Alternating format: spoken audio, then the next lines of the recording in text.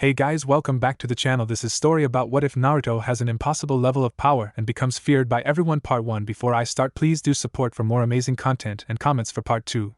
Do consider to subscribe my channel and share my video to your friends and check out the description as well. Let's start the video. On October 5th, a small 6-year-old boy with blonde hair and 3 defined whisker marks on both cheeks was curled up into a ball to protect himself from what he knew what was coming. On the days leading up to the festival of the defeat of the great nine-tailed demon fox, the beatings he received would be at their worst. He didn't know why he got these beatings, although he had some clues that saddened him to no end that everyone in the village, with the exception of the Hokage and the family that owned the ramen stand, hated him. When the villagers showed up, they ransacked his apartment and beat him to near death. He usually withstood a few minutes of it still awake, but it seemed that there were a few more ninja in the mob than usual, and he slipped into a state of unconsciousness. Naruto woke up in a corridor, resembling a sewer with water dripping from the ceiling into a shallow pool of water that was ankle deep. Having no idea where he was, his mind sat to explore his surroundings. He wandered aimlessly, trying to find out where he was, when he came into a massive chamber which housed a huge cage. In the middle of the cage was a symbol with the word seal on it. Naruto isn't stupid, he knows what this is now. He knows it from the villagers that talk about the fox demon, and the things that they say to him make sense now. The things that the third Hokage told the ANBU when they say something with the word demon in it, making things even more clear to him. He now understands why everyone hates him, why everyone tries to kill him, and why no one will let their children near him. The nine-tailed fox demon is sealed inside of him. He knows this now, but he decides to feign ignorance and act as an idiot to throw people off, trying to make them see that he isn't a monster, at least for now.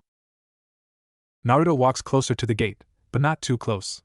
He sees something with a red aura come closer to the cage. Naruto's assumptions are proven correct when a massive face of a fox came into view. "You have finally come, child. Tell me, what is your name?" came a feminine voice from the cage. Naruto looked on, gobsmacked. The beast of death and destruction itself was being polite. He was at a loss for words. The fox seemed to notice this. "What's wrong, child? Not what you expected?" it asked. Shaking his head out of his shock, he stood up. "I didn't think you would be this polite for a demon lord. I would have thought you would have tried to have my head for being trapped here," Naruto said. A small laugh was heard from the cage.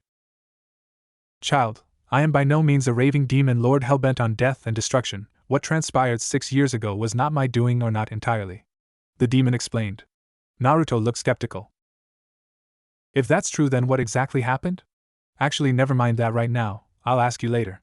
Right now what I want to know is why you sound like a female. The stories make you out to be a male because of everything that you had done," Naruto questioned. "That's very insightful of you. I am female, as you so rightfully found out. Hold on a second, let me help you a bit. It is hard talking to a 30 stories tall demon, isn't it?" she asked. The massive figure of a fox blazed red, and it changed into a human form. When the red glow receded, Naruto could see a beautiful woman with vibrant red hair that ran halfway down her back, a fairly large chest size, and what Naruto found that captured his attention the most. Her eyes were an exotic blood red with a black slit in the middle. She wore a glittering black kimono with a symbol of a fox on the front. Naruto, regardless of his age, couldn't help but get a nosebleed from it, exerting a giggle from the fox woman. "I'm flattered that I can get such a reaction from my container. Speaking of which, you never did tell me your name," she said. Naruto smacked the back of his head for forgetting his manners. "Sorry, my name is Naruto. Naruto Uzumaki. What yours?" he asked. She seemed to think about it for a moment, shocked that he would ask her such a question, clear on her face. "You're the only one to ever see me, so I guess I could tell you my name. You know my title as Kyubi, the nine-tailed fox, but my name is Hitomi. Just don't tell anyone," she said. Naruto nodded his head. "Okay, Hitomi, I won't tell anyone. Not that it matters much. I'm leaving this village as soon as I can," Naruto told her. Hitomi tilted her head to the side a little bit, intrigued at this little piece of information. "Naruto, child, why are you leaving?" she asked. Naruto looked at her with a heavy look. "There is only so much hate it can take. I want to leave this village and go find somewhere that will accept me and not hate me for having you locked up inside me," Naruto explained. Hitomi looked at Naruto for a moment before she gave a sigh. "If you really are going to leave this village, then I think it is imperative that you learn how to defend yourself. For that reason, I will train you in an ancient form of chakra manipulation. You will find that no one on this planet besides you will have this skill. It is ancient and extremely powerful and is my favorite skill above all the skills that I possess," she told him. Naruto's face adopted an ecstatic expression. "Really, Hitomi? You would do that?" Naruto asked, on the brink of tears. "Yes, Naruto, really, I'm not like those villagers and ninja in your village. I will stick by you, partly because I have no choice, but I really do want to help you," she said. Naruto did cry after that, a river of tears hitting the water on the floor. "Okay kid, here's what I think you should do. I want you to go to sleep and go to your Hokage and ask for a little bit of money for food, seeing as the villagers most likely stole anything and everything of value from you. Now before I send you off, I have a parting gift for you. This will hurt, but it will protect you from now on. Fox Defense Chakra. Release," she said, forming a few weird seals with her hands. Next thing Naruto saw was being surrounded by red chakra, and he felt it rip into his skin, effectively knocking him out. Naruto woke up a few hours later, all the wounds he sustained from the villagers' attack from last night now completely healed. Naruto thought back to that strange dream that he had with Hitomi. "It was no dream, Kit. I said that I would be there for you, and I intend to keep my word." Hitomi's voice sounded in his head. Naruto fell backwards, completely unprepared for the sudden voice in his head. "Sorry kid, I did forget to mention that after I gave you your gift I also developed a type of mind link so that you don't have to keep getting knocked unconscious every time you want to talk to me. As an added bonus for me, I get to smell, see and hear everything you can. As a result, your senses have been heightened considerably," Hitomi said. Naruto's head was swimming with the information that he was processing. Before he could dwell on it, Hitomi reminded him that he needed to see the Hokage. Naruto got dressed in his usual orange jumpsuit but decided on not wearing his jacket. A plus about using chakra manipulation is that you can create almost anything out of your chakra, whether it be clothes or weapons or anything, as long as you know what it looks like. Also, if you're able to master it, you can use it in place of jutsu and use chakra-style moves. This way you can cause great amounts of damage and not use up any chakra at all. Oh, and before you go outside, remember that if you want to talk to me, just think, don't talk out loud or the villagers will get the wrong idea and try attack you," Hitomi advised. Naruto agreed and left to see the Hokage. On his way to the Hokage tower, he was met by the entire village populace glaring at him, but he paid it no mind but quickened his pace. If he were to try anything, the men in the white masks would show up and make a fuss. Avoiding trouble was a talent of his, and he was able to navigate his way through the village streets and alleyways without much trouble. When he got to the tower, he went to the Hokage's receptionist.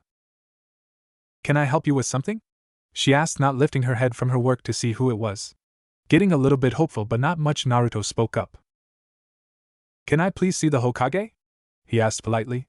The receptionist looked up from her work to see Naruto. Her smile changed into a scowl so fast that Naruto thought the smile was never there. "Demon, what are you doing here? Get out of here before I call the ANBU," she yelled. Naruto wasn't happy about this, but he didn't let it show. He had learned a long time ago that if he showed weakness, the villagers would just feed off it. "Please, it's important, I really need to see him," he begged. The receptionist glared at him harder.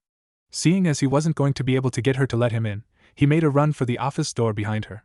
The receptionist went up to him, about to hit him, when a thick stream of chakra shot out from his tailbone in the form of a tail and grabbed her hand before she was able to touch him. Seeing what just happened, the receptionist screamed, immediately summoning the ANBU on duty. The ANBU, seeing what was happening, quickly went to slice off the red string of chakra from the hysterical woman. Another tail of red chakra intercepted the strike, stopping the advancement instantly. "Demon, let us go before I kill you," the ANBU threatened, though he was in no position to make threats. In response, Naruto's body was engulfed in a blaze of red chakra, all the while Naruto looked on in fascination at what was happening. At this time, the Hokage opened his office door to see what all the commotion was about. When he saw the red chakra, he was frantic. "What's going on here?" he yelled. Naruto shook himself out of his trance at what had just happened and explained. "This lady wouldn't let me in to see you, and when she went to hit me, this red stuff stopped her. When she screamed, this guy tried to attack me and he was stopped the same way. I don't know how it happened, it just did," Naruto said. The Hokage was alarmed at this. The fox's chakra intercepted attempts to harm the boy. He instructed for the two who were trapped to relax and calm down. Although reluctantly, they complied with their leader's request and calmed down. Almost instantly, the red chakra withdrew back into Naruto, the tails retracting back to the tailbone. The Hokage dismissed the ANBU and ushered Naruto into his office, giving his receptionist a withering look that said, "Clear are your things before I send you to Ibiki," before closing the door behind him. The Hokage turned to Naruto, motioning towards the chair in front of his desk. Naruto sat down wordlessly. The third Hokage took out his pipe and lit it, taking a long drag of smoke before blowing it out. Naruto could tell that the aged Hokage was unsure of how to approach this because he didn't want to mention the fox's presence inside the boy, thinking that Naruto didn't know about it. Naruto was about to start when Hitomi interjected.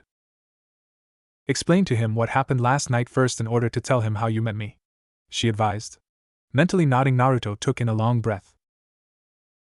Old man, I was attacked last night, he said. The Hokage was at attention at an instant.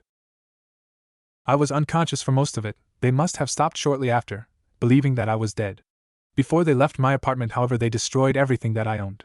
So I need some money, he told the Hokage. The aged man nodded. I'll sort out the money, but can you tell me, do you know what that red stuff was? The third asked. It was Kyuubi's power. When I was knocked unconscious during the attack, I met up with her, Naruto told him.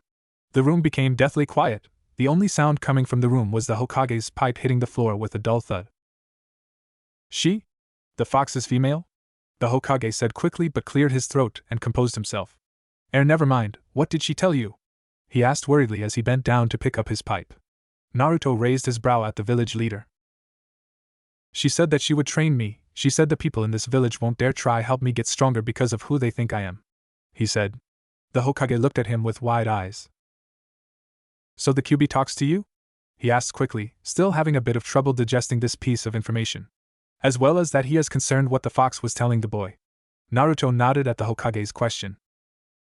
She didn't actually say it. From what I can gather, if I were to die, so would she. So she gave me that thing that you saw outside the door to keep that from happening. It hurt a lot though, he said quietly. I can see that he is concerned with you talking to me. Thinking that I'm trying to warp your mind, Hitomi commented. So you're saying that the fox gave you some type of absolute defense? The Hokage asked. Naruto nodded. He is smarter than he lets on, the Hokage thought. Whatever that thing she gave to me, defends me, so I guess so, Naruto replied. The Hokage let loose an aggravated sigh. This could prove really bad. It might kill people if they're not careful, and I don't know how much longer I can protect him if that happens, the Hokage thought wearily. After he gave Naruto the money he asked for, the Hokage let him leave. The old man called for his most loyal ANBU. They were going to have to keep a closer eye on Naruto from now on, not knowing their masked feelings for the demon container, thinking that they honored the late fourth Hokage's wish. Naruto was on his way home to his apartment when a mob of angry villagers surrounded him, seemingly coming out from nowhere. They must have found about his meeting with the old man and set up this ambush. Demon scum, today you die, a villager yelled. There is a loud cheer of approval throughout the mob as they advances on him. However, their progress was halted when ANBU appeared in front of them. No one will do anything until we have our fun with it, one of the ANBU said, making the villagers erupt in cheers. Kid, we are going to have to step up our plans a bit. I want you to will yourself to dissolve into chakra and get away from the village, or there's a very strong chance that you might die, even with your new defense and healing abilities, Hitomi ordered while silently beginning to convert her container's body into chakra to help him. Naruto mentally nodded and visualized to be anywhere but where he was and willed himself out of there. Just as the ANB were about to strike Naruto's body with their swords, Naruto's body vaporized into blue and red chakra and it dissipated like smoke. Villagers cheered, thinking that Naruto had been done away with. Their celebrations were short-lived, however, when they heard the thunderous voice of the Hokage, who had seen everything through his crystal ball. The only thing going through their minds were the thoughts, we are so screwed. Elsewhere in the village, a bandana-wearing Jounin felt a giddy sensation pass over him. Ibiki felt that soon he'd be having a lot of fun soon, of that he was sure, but he wasn't sure why. Naruto rematerialized from the chakra a few miles outside Konoha. Hitomi, what was that? He asked. His tenant's reply was a little bit shaky, but he couldn't tell what for. It was an experimental chakra technique that teleports a person away by dissolving their body into chakra. There is a chance that the user can lose parts of his body if it's done wrong, she answered. Naruto took a moment to digest this information before his expression turned into one of amusement. Then I'll just have to be very careful with who I teach this to. Maybe I should put it down as a forbidden technique, he asked. Hitomi just shrugged and told him to do what he wanted, recovering from whatever it was that had her shaken up. Naruto smirked. Things were going to be different from now on. Naruto collected himself and started walking, with only Hitomi, the money that the Hokage had given him, and a dream. His dream, to create his own village. For once I'm looking forward to my birthday, he said out loud with a smile. Naruto had been walking for about 2 days straight with Hitomi teaching him how to use his chakra. He knew that as long as he was within the borders of Fire Country there was a high chance of him being seen and retrieved, and he didn't want that. He was somewhere close to the border from what Hitomi was telling him. He found himself taking to her more, depending on her for a form of companionship, living a life with no friends. He was ecstatic at the chance to be friends with her, to generally have her with him. Naruto stopped for a moment. She called out suddenly, making him pause. I think you should change your appearance. These rags don't suit a future Kage. Naruto nodded, with a smile. Remember how I said you could make things from your chakra? I want you to practice forming object in your mind and molding chakra into that form. Keep in mind this requires a lot of patience to do it right, you won't get it right the first time. Practice with it now, she instructed. It took him the better half of a few hours, but Naruto was now sporting a new look. He had donned a black cape with a full black face mask with a symbol for chakra in the forehead. His face was hidden within a black hood, concealing his blonde hair from view. Hitomi commented on his choice of clothing. That look makes you very suspicious and mysterious, a dangerous combination to be sure, she commented. Naruto nodded, a smile sliding onto his masked face. Yeah, it does. I'd rather be pinned for what I wear over the top than for what I am underneath. I can't change that yet, he replied. He continued on his way on the path that leads out of Fire Country and into Wind Country. Having no accurate idea where he was, he asked his traveling partner, "Where is this path taking us?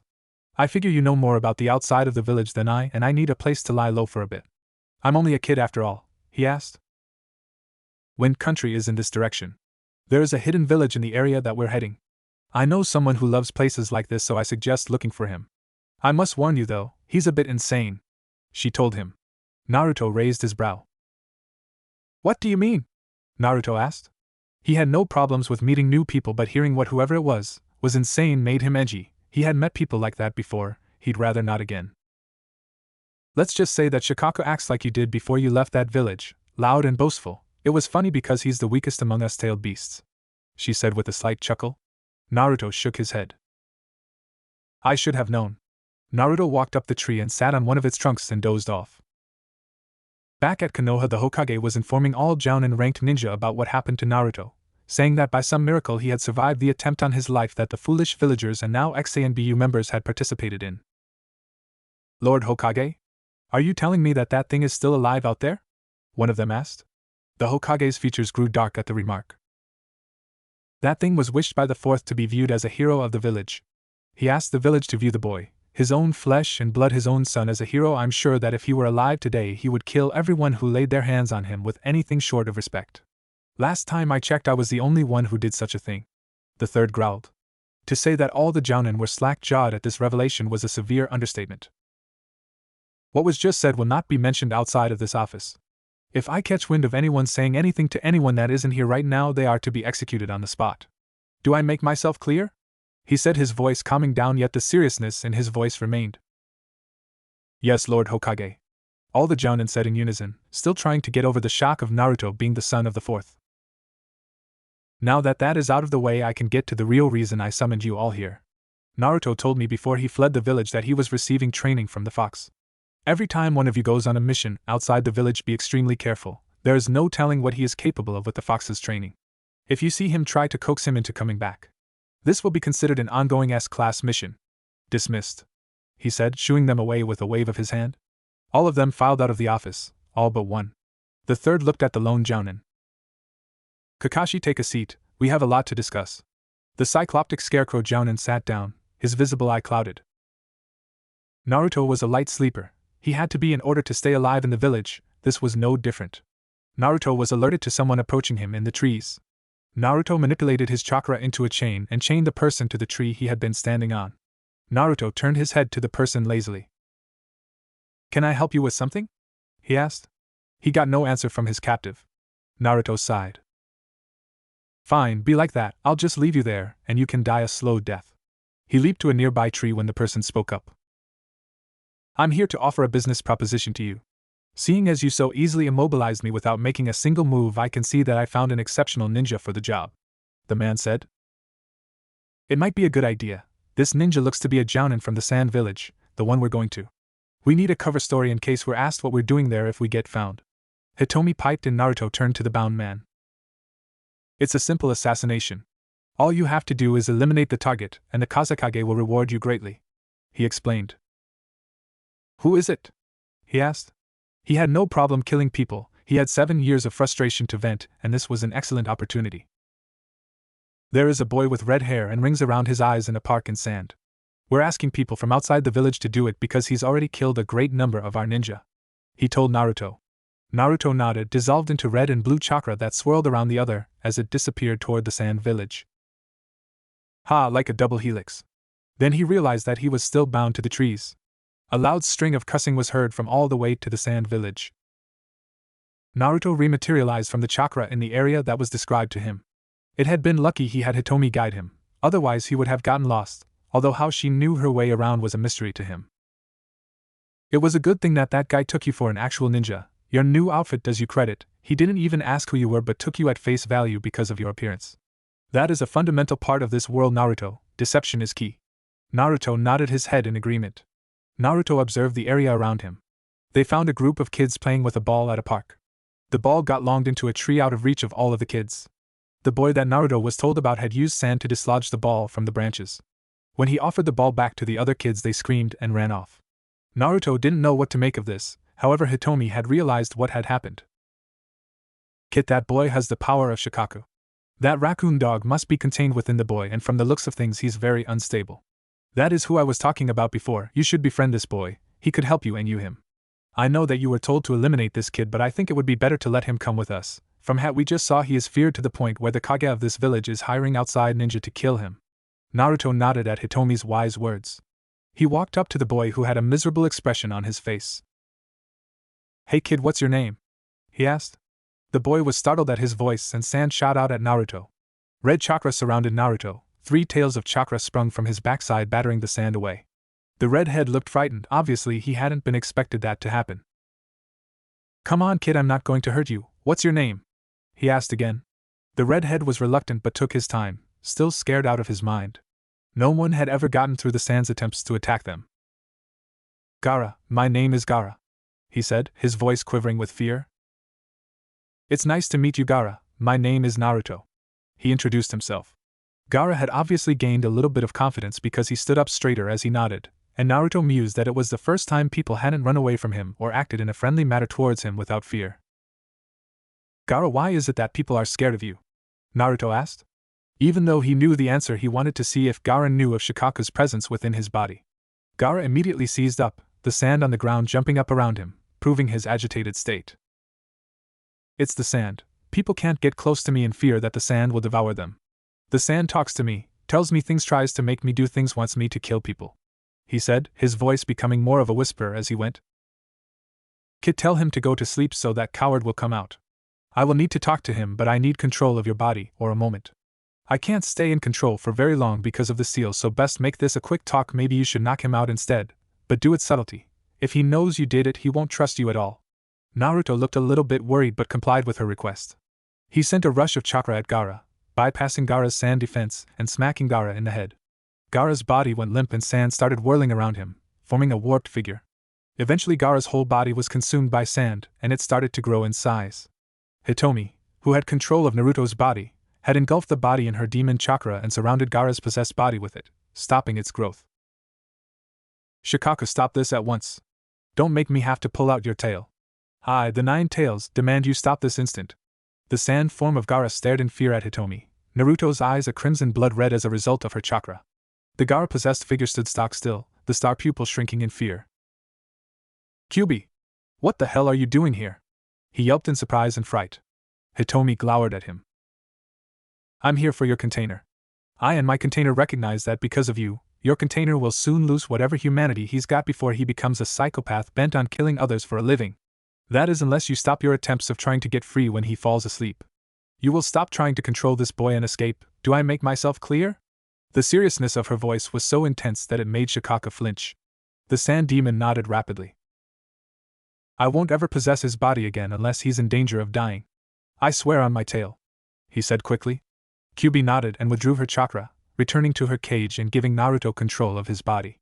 Gaara, who was no longer being possessed by his demon, was going through a similar change, his transformed body turning back to normal, the sand dropping to the ground. Gaara looked at Naruto with wide eyes. What did you do? I don't feel the presence of the sand talking to me, telling me things, Gaara said in disbelief. Naruto smiled a small smile. You don't have to live in fear of being controlled again. The demon has been dealt with in a way. However, I want to test something. He summoned a rock from the ground with a bit of chakra and tossed it at Gaara. Like last time, sand intercepted the rock, batting it away harmlessly. Naruto nodded, and then his face morphed into a serious expression. Gaara, I won't lie to you, a ninja from this village asked me to kill you. Gaara edged away quickly, but Naruto put up his hand asking him to stop. I, however, changed my mind after seeing why they asked me to. You will never be liked here, always be feared for the sand that protects you. I want you to consider coming with me, traveling the world and eventually creating a village where people like us aren't hated and feared. Think about it, I'll be here tomorrow waiting for your answer. Now go enjoy your freedom, I'm sure you have a lot of sleep to catch up on. Naruto said with a warm smile. Gaara didn't need to be told twice and left for home, elated at the chance to get some sleep. Naruto, true to his word, was there the next morning, sitting in a meditative stance while floating several inches off the ground, a blue hue surrounding his body, his face scrunched up in concentration under his mask. Gaara, you came, good. What did you decide? Naruto asked when I cracked open as he floated above the ground. Naruto noted that he had a pack on his back. Gaara seemed to hesitate in his answer. Where are we going? He asked. Naruto set his feet on the ground and stood up. First off, we're getting out of this village. There's nothing here to do or anything of importance here to get. He was about to use his double helix traveling technique when Hitomi stopped him. Kid, his body won't be able to travel with you with that technique. You're fairly adept at chakra manipulation, but this boy is not. You have to go on foot, no matter how inconvenient it is. Naruto nodded his head, although reluctantly. There's been a slight change of plans. We're going to have to go on foot seeing as you're not capable of traveling with me yet. When we get out of here, I promise I'll train you to be able to as well. Now, since you've lived in this village, could you lead the way out of here? He asked. Gaara was about to start walking when sand sprang from the ground to deflect some incoming projectiles, Naruto's red chakra doing the same. Naruto glared at the place where the thrown shuriken had come from. What are you doing here? You're not authorized to be here. An of the ninja shouted. Naruto turned his masked face to the sand ninja. That's okay, we were just leaving, come on Gaara. The red-haired boy went behind Naruto, and they walked a couple of steps when the sand ninja advanced on them. You're associating with that monster? Said the leader, giving a silent order to surround both demon containers. Let me leave with Gaara in peace. I don't want to have to kill you. I'm taking him away from your village, isn't that enough? Naruto asked calmly, unnerving some of the sand ninja. The leader, however, wasn't fazed. You snot-nosed brat, I was going to let you live, but you just changed my mind. Kill them both, he ordered.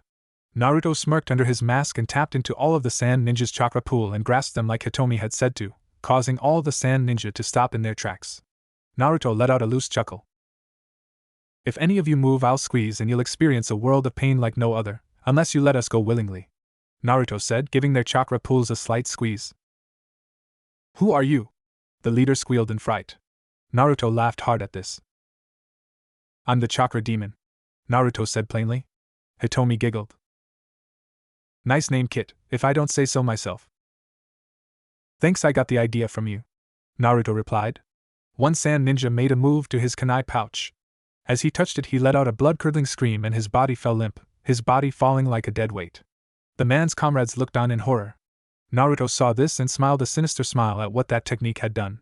The sand ninja ran away as fast as they could. Kit, I sense a great number of chakra signatures at the gate. They're trying to ambush us, Hitomi informed her jailer. Naruto smiled at the development. Gaara, when we get to the exit, I want you to watch closely at what I do. I'm going to teach you how to do these things, Naruto advised his new companion. Gaara nodded.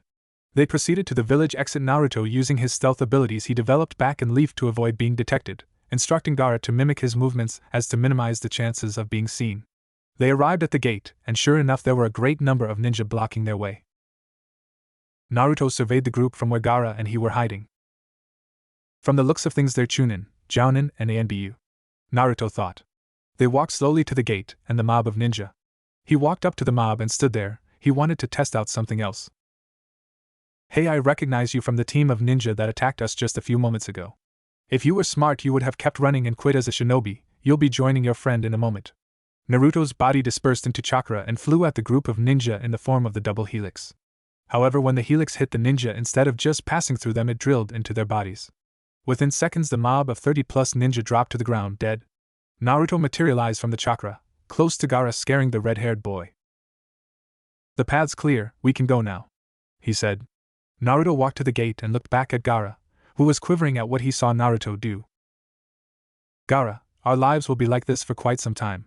There will be people who fear us and those that respect us, as well as people like these villagers who hate us. We can't run from it, we must tackle it head-on if we want to survive. If push comes to shove, we will have to fight back, and if we must, kill them. Come on, let's get out of here before more ninjas show up. Gaara nodded slowly and both demon containers ran out of the hidden village of sand. Naruto and Gaara were several miles out of the village when Naruto signaled them to pull over. They had gotten out of the desert and found themselves on the edge of a thick forest. They took a quick stop at the base of a large tree. Naruto needed to tell Gaara about the demon inside of him. If the red-haired boy was going to be traveling with him, he felt it only fair that he know what dwelled inside of him. Gaara, there are things that I neglected to mention to you within the village. You and I are very similar to each other. Both our villagers hate us for the same reason. You remember when you told me about the voice in your head? Naruto asked. Gaara nodded slowly. There are 9-tailed demon lords. The first demon lord has 1 tail. His name is Shikaku, and he's a sand raccoon. Naruto said. Gaara stared at Naruto as if he were crazy.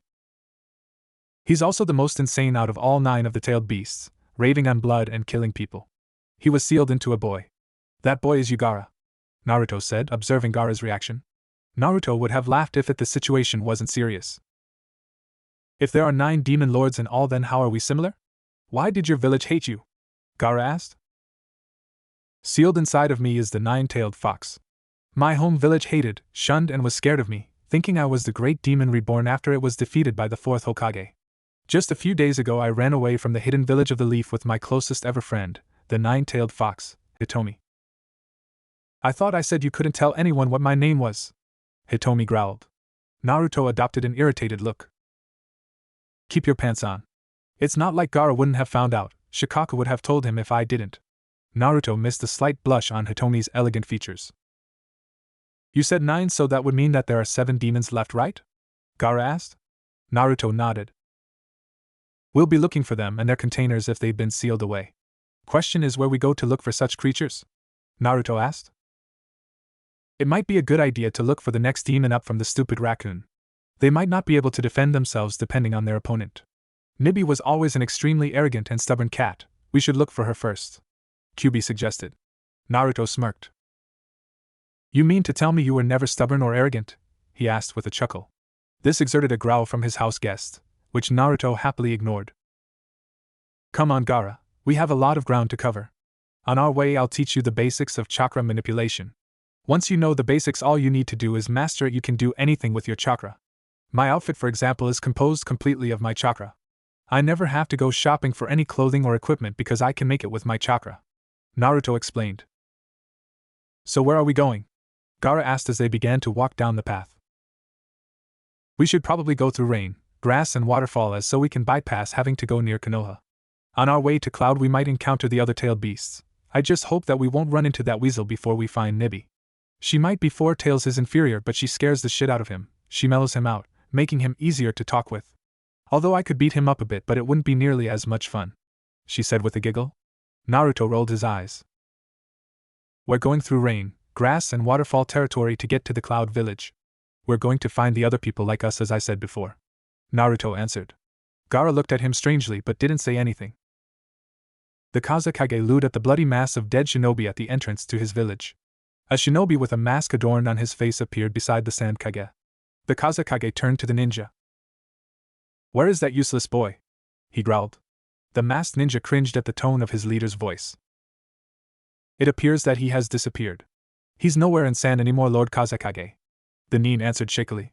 The Kazekage growled in annoyance. Find Temari and Kankuro and send them to my office. Also find Baki and get him to come to my office in 2 hours, the Kazekage ordered. The sand nin disappeared in a swirl of sand. What could have killed my ninja like this? It appears as if they were all killed with one jutsu. Damn it, this village is weak. No matter what I do, it's always weak, he grumbled. He disappeared into his office to meet the faces of his children -1. You wanted to see us, Lord Kazekage? A blonde girl with 4 ponytails asked. Your brother has disappeared from sand. You two will go with a jounin to find him. You will be going to see our allies in Fire Country to see if he has passed through there. You will search for him until the end of the year, so that gives you a total of 2.5 months to look for him. He is very important to this village and must be reacquired. Think of this as early mission experience before you become shinobi, he said. The 2 kids nodded and accepted their task before quickly leaving the office to leave the Kazekage with his thoughts. Naruto and Gaara had been traveling towards rain for a few hours. Naruto, Gaara called. Naruto stopped and looked back at Gaara, who was trailing him by a good few meters. Gaara's face was red and sweaty. You might want to consider slowing down just a little bit, or even stopping. He looks like he's about to pass out, Hitomi advised. Naruto smiled slightly even though he knew Gaara wasn't used to walking so much he was giving it all he had to keep up with him. You're not used to the traveling life yet, you will be just give it a couple of days and you'll feel less tired. While we rest I can teach you the basics to manipulation of chakra. This is something I wish for the village I wish to create take up as a basic taijutsu style, Naruto said as he sat on a tree trunk. You know what chakra is, don't you? Naruto asked. He explained and demonstrated how to do it. Gaara picked up surprisingly quickly and Naruto praised him for his progress. They were about to set out again when Naruto's heightened sense of smell caught the scent of someone who had been watching his teaching Gaara of chakra manipulation. Naruto's body dissolved into wisps of chakra, shocking Gaara and the onlooker. Said onlooker found himself bound to a tree seconds later. Enjoying yourself? Naruto sneered. Naruto noted that the watcher was a rain nin, so he was probably on board a patrol. The rain nin struggled with his bonds, attempting to flee the area but to no avail. You're a ninja? You don't look like much, but I know from experience that appearances can be misleading. Chakra rupture. Naruto's hand glowed a faint red and rammed it into the rain nin's shoulder, exerting a holler of pain. I didn't say that I was going to teach you now, did I? And no matter, you can be my new guinea pig for a new technique. Chakra style, memory wipe. Naruto's finger glowed a faint white, and he touched the rain nin on the forehead. Rain nin's body went limp. Bugger, I guess it was too much power, his mind's gone blank, literally. Naruto said, surprised. Maybe you can use that to your advantage. If you fight someone who has good skill and power, you could reprogram them into ninja loyal to you alone, Hitomi voiced. Naruto considered it. What would I ever do without you? He said with a smile. You would die. If there was any way for me to be removed from your body, the extraction of chakra from your body would kill you because you are linked with me. Your body runs on less than 0.5% of my chakra, constantly. If I were to leave you completely, not even I wouldn't survive the separation, Hitomi told him. Naruto was astounded, he never knew that. So that means that we're going to be together for the rest of our natural life? He asked. No, Kit, not natural life. You will live far longer than you ever could without me. The older you get, the more traits you will develop from me, the more traits you inherit the longer you live, Hitomi told the awestruck boy. Naruto shouldered the nin and went back down to where Gaara was. Gaara gave a questioning look at the rain nin. This guy is going to be your practice dummy for your manipulation skills. Don't worry about him though, he's brain dead. Naruto ordered the rain nin to stand still and not move. Gaara did as he was told, and started practicing. With Naruto's guidance, Gaara grew skilled in the art of manipulating his chakra. Good job, Gaara, you've mastered the first stages of the skill. However, to use these abilities properly, you need large reserves of chakra. The more chakra you have at your disposal, the more damage you can inflict. For this purpose, I've developed a sealing technique. It's really simple, all it does is stores all your excess chakra while your body creates chakra to replace it. This helps when you're in a hard spot with dwindling chakra stores. Naruto explained. Gaara accepted the seal and slumped down to the ground, his body not used to having its chakra sapped like that. Naruto molded chakra into a ball and bore a hole in a massive tree. Satisfied with the makeshift shelter, Naruto set Gaara down inside it. Naruto sat around the entrance of the tree/cave a bit before and left, instructing the rain nin to guard the area. Hitomi, what's wrong? You seem distressed about something, Naruto asked. Hitomi had been agitated about something and Naruto wanted to know what. I sensed one like me in the not too far off area. I wouldn't be bothered by this except that dog is frightened of something. It takes something of immense power to scare us tail beasts. We have to investigate, we have to find out what's scaring Gobi, even though I don't like him very much. Naruto didn't miss her muttering the words damn pervert. Naruto vaporized into chakra and headed toward where Hitomi said she felt Gobi, the five-tailed dog's presence. Naruto materialized in the air, using his chakra to grasp the particles in the air so he looked like he was flying. Naruto was greeted by the sight of a giant-sized dog with 5 tails swinging madly in an intended direction. Naruto flew for a closer look to find that a man was evading Gobi's tails. He also noted 2 others were standing idly by as this was happening. Kit, this is bad. From the looks of things, Gobi's running out of energy. Immobilize that disgrace of a human, and watch out for the watching one, Hitomi ordered. Hearing her in this state of alarm, Naruto acted immediately. Not wanting to play around, Naruto proceeded with one of his C-list jutsu. Chakra style, great explosion, Naruto called. The ninja that was playing jump rope with Gobi's tails blew up, sending wooden debris everywhere. One of the two figures that had been watching had body flickered to where Naruto was and went to hit him. A tail of red chakra ensnared the mysterious ninja's arm. "You destroyed my puppet!" he yelled. "A puppet user? Isn't that interesting? Who are you and what do you want with Gobi?" Naruto asked calmly. The puppet user smirked, but the red tail of chakra gripped his arm tighter, making his smirk turn into an angry scowl, yet didn't say anything. "Do you know how it feels to blow up from the inside?" Naruto asked. The ninja, who Naruto saw wore a scratch sand ninja headband, gave him a look that answered his question. "No." "Thought so. Here's what we're going to do. We're going to play a game of 20 questions. You answer what I want to know or you lose a limb. Although that really only makes this a game of 14 questions, or however much pain I decide to put you through." While Naruto was talking, the missing nin was trying in vain to dislodge his arm from the grip of the red chakra. Question 1. "Who are you?" Naruto asked, his masked face scaring the captured nin. The said nin looked around him. He found that Gobi had vanished, as had his partner. He felt the grip of the red chakra rip off his hand. He screamed and shakily turned his gaze to Naruto's masked face. "Sasori, my name is Sasori of the Red Sand," he whimpered. Question 2. "What did you want with Gobi?" Naruto asked, his voice devoid of emotion. "Go to hell." Naruto increased the pressure to his captor's arm, his arm blowing off at the elbow. "Akatsuki. I was going to capture the demon for the organization Akatsuki," Sasori said quickly. 3. "What is this organization?" Sasori was very pale, possibly because he was missing about half of one of his arms. Naruto growled, making Sasori tremble in fright. "Akatsuki plans to capture all the legendary tailed beasts," he yelped.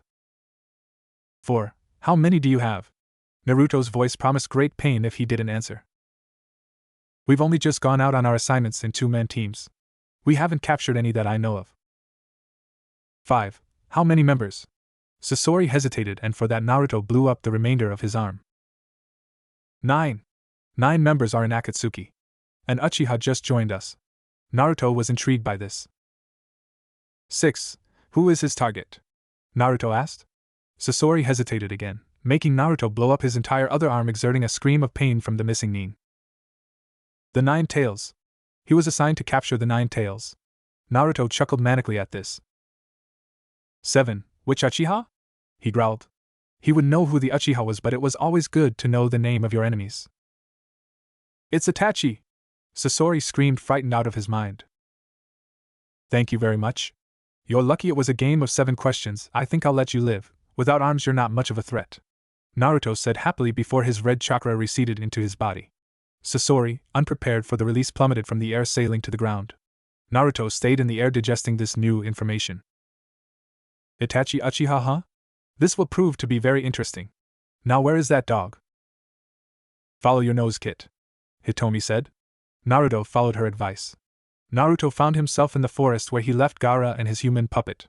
Gobi's scent was coming from Gaara's location. "Oh crap, I should have seen this coming. Some of us tailed beasts didn't get along well with each other. 2 of which were Shikaku and Gobi. As for the reason, I have no idea, but you might want to stop Gobi before he does something bad to Shikaku's vessel," Hitomi warned. Naruto leapt in Gaara's direction, using his double helix technique to bore through the trees to hasten his arrival. Gobi had shape-shifted his size to the size of a tiger, his nose smelling out the raccoon scent. He was about to charge at his prey when he was slammed into the opposite tree of the clearing he was in. Naruto materialized from the helix. "Gobi, stop it," Naruto ordered before dropping into a fighting stance. Gobi snarled angrily at Naruto and advanced on the masked boy. "Can I know a way to deal with this? Do these steps in order. This will work, trust me," Hitomi said as she began to feed steps of her plan to her host. Naruto began to draw chakra to the chakra points in his hand, expelling it and compressing it into a small ball. Gobi lunged at Naruto, his 5 tails wiping madly behind him. In his hand, Naruto began to spin the chakra he had in his hand. The giant trees around them began to rustle and sway. Gobi had slowed down his charge, transfixed on the chakra in Naruto's hand. The ball of chakra flashed red with a mix of Hitomi's chakra. Seconds later the rustling stopped, and Naruto floated the ball above his hand. Gobi was now sighting in front of Naruto, his tails laying flat in the ground, no longer smashing into everything and everything behind them. Bringing the ball over his shoulder, he threw it forward, right over Gobi's head. "Fetch!" Naruto ordered the dog demon. Immediately Gobi threw itself at the ball of chakra, having completely forgotten about Shikaku. Naruto smirked under his mask. I told you it would work, didn't I, Kit? A demon he may be, but he's still a dog, Hitomi said smugly. Naruto groaned. I should have known you'd come up with such a childish way of dealing with Gobi. You're such a fox, Naruto muttered in his head. I don't know whether to be irritated or flattered by that comment, she replied. Naruto just smiled and turned back to his puppet and Gaara, who was still in the tree. I trust there were no problems while I was gone, Naruto said to his brain-dead puppet of a Rain Nin. The Rain Nin shook his head no. Naruto nodded and turned to Gaara. Naruto condensed the air around him into his palm using chakra, turning it into water. With a smirk he threw it at Gaara. Said boy woke up with a start. I'm up! I'm up! He cried out. Gaara looked around to assess where he was. From what he could tell he was in some sort of small cave, but it had a forest smell to it. Good evening, Gaara. How do you feel? Naruto asked. Gaara opened his mouth to answer but closed it again. He stayed silent for a moment before he answered. I feel powerful and drained. The red-head boy looked around him and saw the Rain Nin from before and a massive dog playing with a ball. He turned his head to Naruto, a questioning look on his face. Something's happened while you were unconscious. I'm sure that Shikaku is informing you on who that is.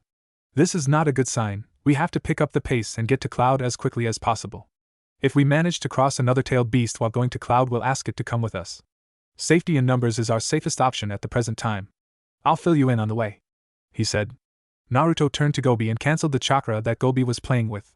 Gobi looked startled for a moment before his gaze met Naruto's masked one. The dog demon rose from his crouched position, his tails flying madly behind him, dealing light damage to his surroundings. Naruto flared Hitomi's chakra around his body, the blazing chakra enveloping him in a red glow. The five-tailed demon was no stranger to this chakra, and he knew that if he wanted to live, his next few choices would be critical. Kit, let me speak to him. Without him being sealed into a human, he will never be able to understand humans speak, only read the emotions and the body language of others, informed Hitomi. Naruto mentally nodded and let his tenant take control of his body. The chakra surrounding Naruto became more defined and took the shape of a fox, 9 tails swishing behind him lazily. Naruto opened his eyes, his normal ocean blue changed to a blood red with a slit for a pupil. With his eyes the only noticeable feature on his face, Naruto looked quite menacing. Having his eyes change color while leaking Hitomi's chakra was enough to scare the dog demon in front of him. His whole body went rigid. Gobi, those people you met earlier are dangerous. They are searching for us, the tailed beasts. I want you to come with us. We are safer from those people who call themselves the Akatsuki in large numbers. I'm not telling you what to do, but for your own safety I suggest you come with us, Hitomi said. Gobi gave a few barks and growls in response. We're going to find the weakest among us. Having you come with us eliminates the task of finding you later. My vessel will be choosing a place where we can hide safely, a hidden ninja village which does not fear us but respect us, Hitomi explained. A bark a few seconds later was his answer. Kit, he says that for his own sake he will accompany us. His sense of smell is far better than mine, so he will be able to sniff them out better than I can, Hitomi said to Naruto. Naruto mentally nodded. Hitomi, one last thing. Tell him to drop all hostilities with Gaara and explain to him the concept of a demon being sealed into a human. When he understands that, we can proceed, Naruto asked. She did as she was asked and relayed the message to Gobi. He snarled at Gaara but didn't do anything more. As Hitomi relinquished control of Naruto's body back to Naruto, he went immediately on the defensive, Gaara and Gobi doing the same. A Rain Border Patrol most definitely felt the bursts of chakra that we released earlier, Naruto informed his companions. They will be on us in half a minute, so be calm and don't panic. They will most likely take us to the village, which is where we want to go. They stood on guard as the approaching ninja drew closer. A team of Rain Nin were headed towards where they felt the explosion of chakra. They were all a little bit livid at the thought of who or what could have produced such massive amounts of chakra, but their Kage had given strict instruction that he wanted to get as much of an explanation as humanly possible. Anything that powerful would be able to lay waste to even the most powerful shinobi nations. The team had their doubts but chose to keep quiet. Bad things tended to happen when people chose to question orders from their Kage. One person unfortunately had said that going after something that powerful was suicide and that it was madness to go after such a thing. Suffice to say that the ninja in question never saw another sunrise. The Nin shook his head to clear his thoughts of that incident moments ago. Whatever it was that unleashed that power, one thing was for sure, he would die if his mind wasn't focused. The Rain Nin reached their intended destination, and they were greeted by the sight of 3 people and a dog with 5 tails. Schooling his face into a neutral mask, he addressed them. State your name and your purpose for being here. You are trespassing in Rain territory. The Rain Nin caught sight of the forehead protector of one of them, It had a rain symbol on it.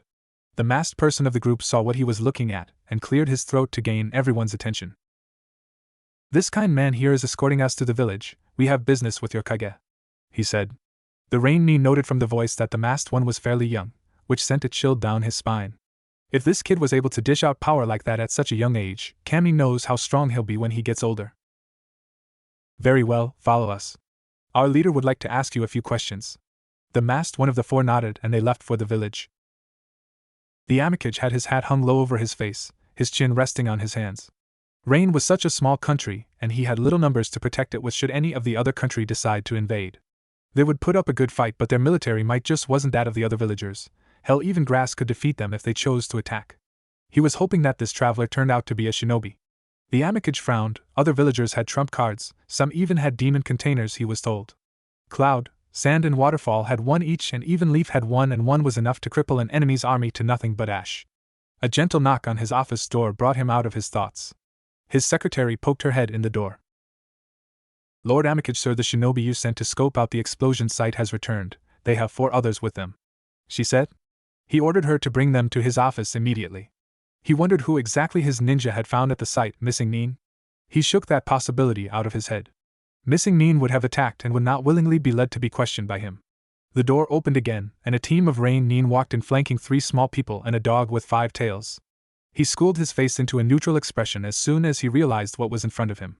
There was a tailed beast in front of him. The masked one of the 3 strangers calmly took a seat, motioning for his companions to follow suit. When the tallest one sat down, the Amikage realized that the tall one was one of his ninja. "Although we aren't in a hurry, we need to be going soon. We have places to be and people to find.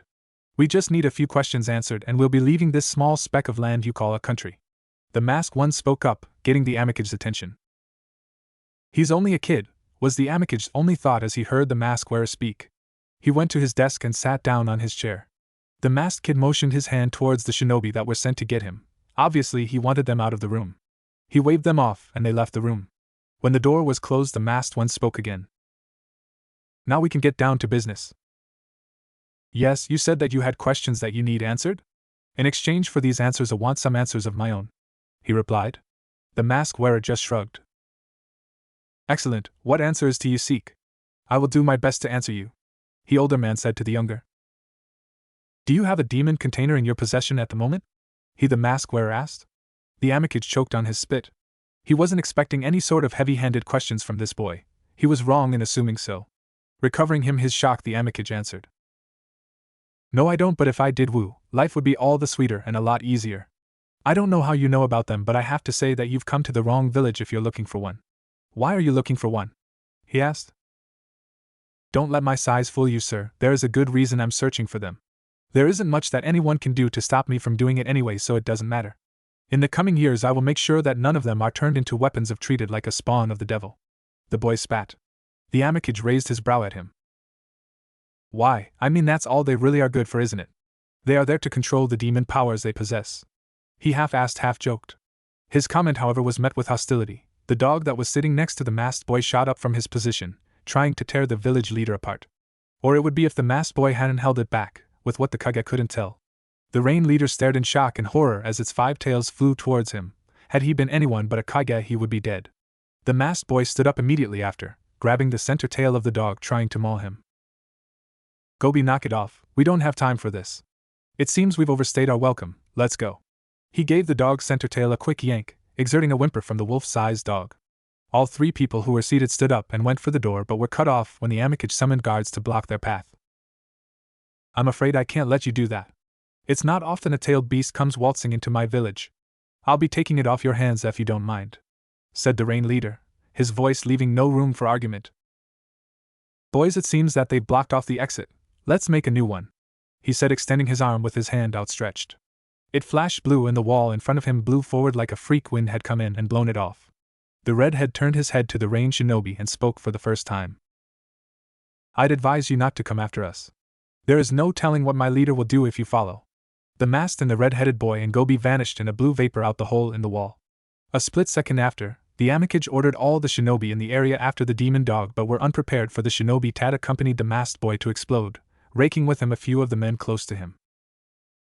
In the streets of the village of Rain, a mini tornado picked up, depositing 3 bodies which landed on their feet. Looks like it's going to be a lot harder to get out of here than I thought. I didn't think he would be that stupid, but he proved me wrong. I smell ninja coming toward us. We have to hurry if we want to refrain from hurting anyone. Yet if worst comes to worst, I will make an example of those that go against me when it comes to people like us," he said. Naruto turned a corner, and red chakra leapt off his body, incinerating a shuriken aimed at him. He looked beside him to see Gaara with a wall of sand erected in front of him, kunai and shuriken embedded in them. On his other side, Naruto noticed Gobi was snarling at some Rain civilians, his gaze lit up with killer intent. Naruto was entranced at what he saw. Gobi had killed someone with nothing less than a look. "Why don't you try it, kid? I'm not sure just how wide your chakra can expand or how many people you can ensnare in a mass murder technique I want to teach you, so you need everything can think of to get out of this alive. Once I'm done making the proper altercations to your body from in here, you won't need to worry about something like that. Now back to the present situation. To do that stare of death technique, all you have to do is apply so much killing intent solely to your eyes that those stupid enough to look will die of fright. It's extremely effective when you're low on chakra, but soon you won't have to worry about that. Now get out of this small cesspool of a village," Hitomi said. Naruto heard her lay herself on the ground of her cell and go to sleep. A thought came to him. He needed to change her accommodation. A cell simply wasn't going to do. Naruto was snapped out of his reverie by Gobi nudging his leg with his head. Naruto looked around him. He noticed that Gobi, Gaara and himself were surrounded by the native village's shinobi. He cursed inwardly. I wish I knew that mass-killing technique Hitomi was talking about. He heard his tenant mumble something before he felt a sudden sting in the back of his head. He felt himself gather some chakra in his hand. He held his hand up in the air and strings of chakra shot from his now glowing fist, the strings attaching themselves to the surrounding shinobi, all save one. He let loose a stream of demonic chakra through all the strands of chakra. A split second later, the air was filled with screams of horrific pain before they were silenced, their bodies deteriorating into the air. Civilians and low-rank shinobi a bit further off witnessed something they had never seen before: rain, yet this rain wasn't in drops. It was in a vapor, red vapor. The remaining Rain Nin looked at Naruto's masked face, his face completely white, his body shaking with horror. Naruto turned to the lone Nin, making the said him shit himself. I left you alive so you can tell everyone what you saw here, a 7-year-old boy who made the sky rain red. Remember my name, I am the master of chakra, the chakra demon. Naruto's body started to blow away at his feet like smoke. Oh, and when your Kage finally gets here, tell him that he brought this upon himself. Gobi, Gaara, we're leaving the Red Rain village, Naruto said as his body and those of Gobi and Gaara disappeared into smoke and disappearing into the wind. The survivor of the Red Rain incident fainted seconds after, just as the Amikage came into the area. The survivor woke up with a scream and he looked around frantically the room to find out where he was. The door to the room burst open, people in medic uniforms coming up to the screaming Nin. They tried to stop his screaming, but they were failing miserably, and after a minute of trying to calm the man down, they sedated him with a sedative. His screams became quieter until they stopped altogether. Again the doors burst open, revealing a irked Amikage. Ah, the survivor has finally awoken. Now I can finally get some bloody answers, the village leader growled. At the mention of blood, the bedridden Nin involuntarily shit himself, his body quivering. The medics were going to help him, but the Kage's words stopped them. What the hell is wrong with you? He shouted. What the hell happened there? The traumatized Nin's memory flashed to the boy's last words. That BB boy. He killed everyone. Their W was and nothing left of them, just red, he said shakily. How the hell is that possible? Who the hell was he? The Kage yelled. Hes said that his end name was the chakra demon. He stuck his hand up in the air and strands of chakra attached themselves to everyone. A second later we were gone, nothing was left except red. After calling to his companions, they disappeared as if they were made of smoke. He said, his voice still shaky. Did he say who the redhead was? The Rain leader asked. The name Gaara. The mental trauma being too much for him, he passed out again. The Amikage had a thoughtful look on his face at the mention of that name, but his thoughts were disturbed when a Nin poked his head in the door. Lord Amikage, there's 3 representatives that are asking for an audience with you. They're from Sand. They're waiting for you at your office, and we will your wall repaired in a few days. And the red area that the incident occurred still hasn't dispersed yet, it's spread itself out, he said before leaving. It took the Rain Kage a moment to register what he had heard. He headed to the door and cast a look at the bedridden shinobi behind him. That man's brain is too unstable from the experience he had with the chakra demon. His ninja career is over. As he left the room, his thoughts traveled back to the 3 Sand Nin waiting for him. Oh crap, what the hell am I going to tell them if they ask about the Kazekage's son? was his only thought as he left the hospital and in the direction of his office.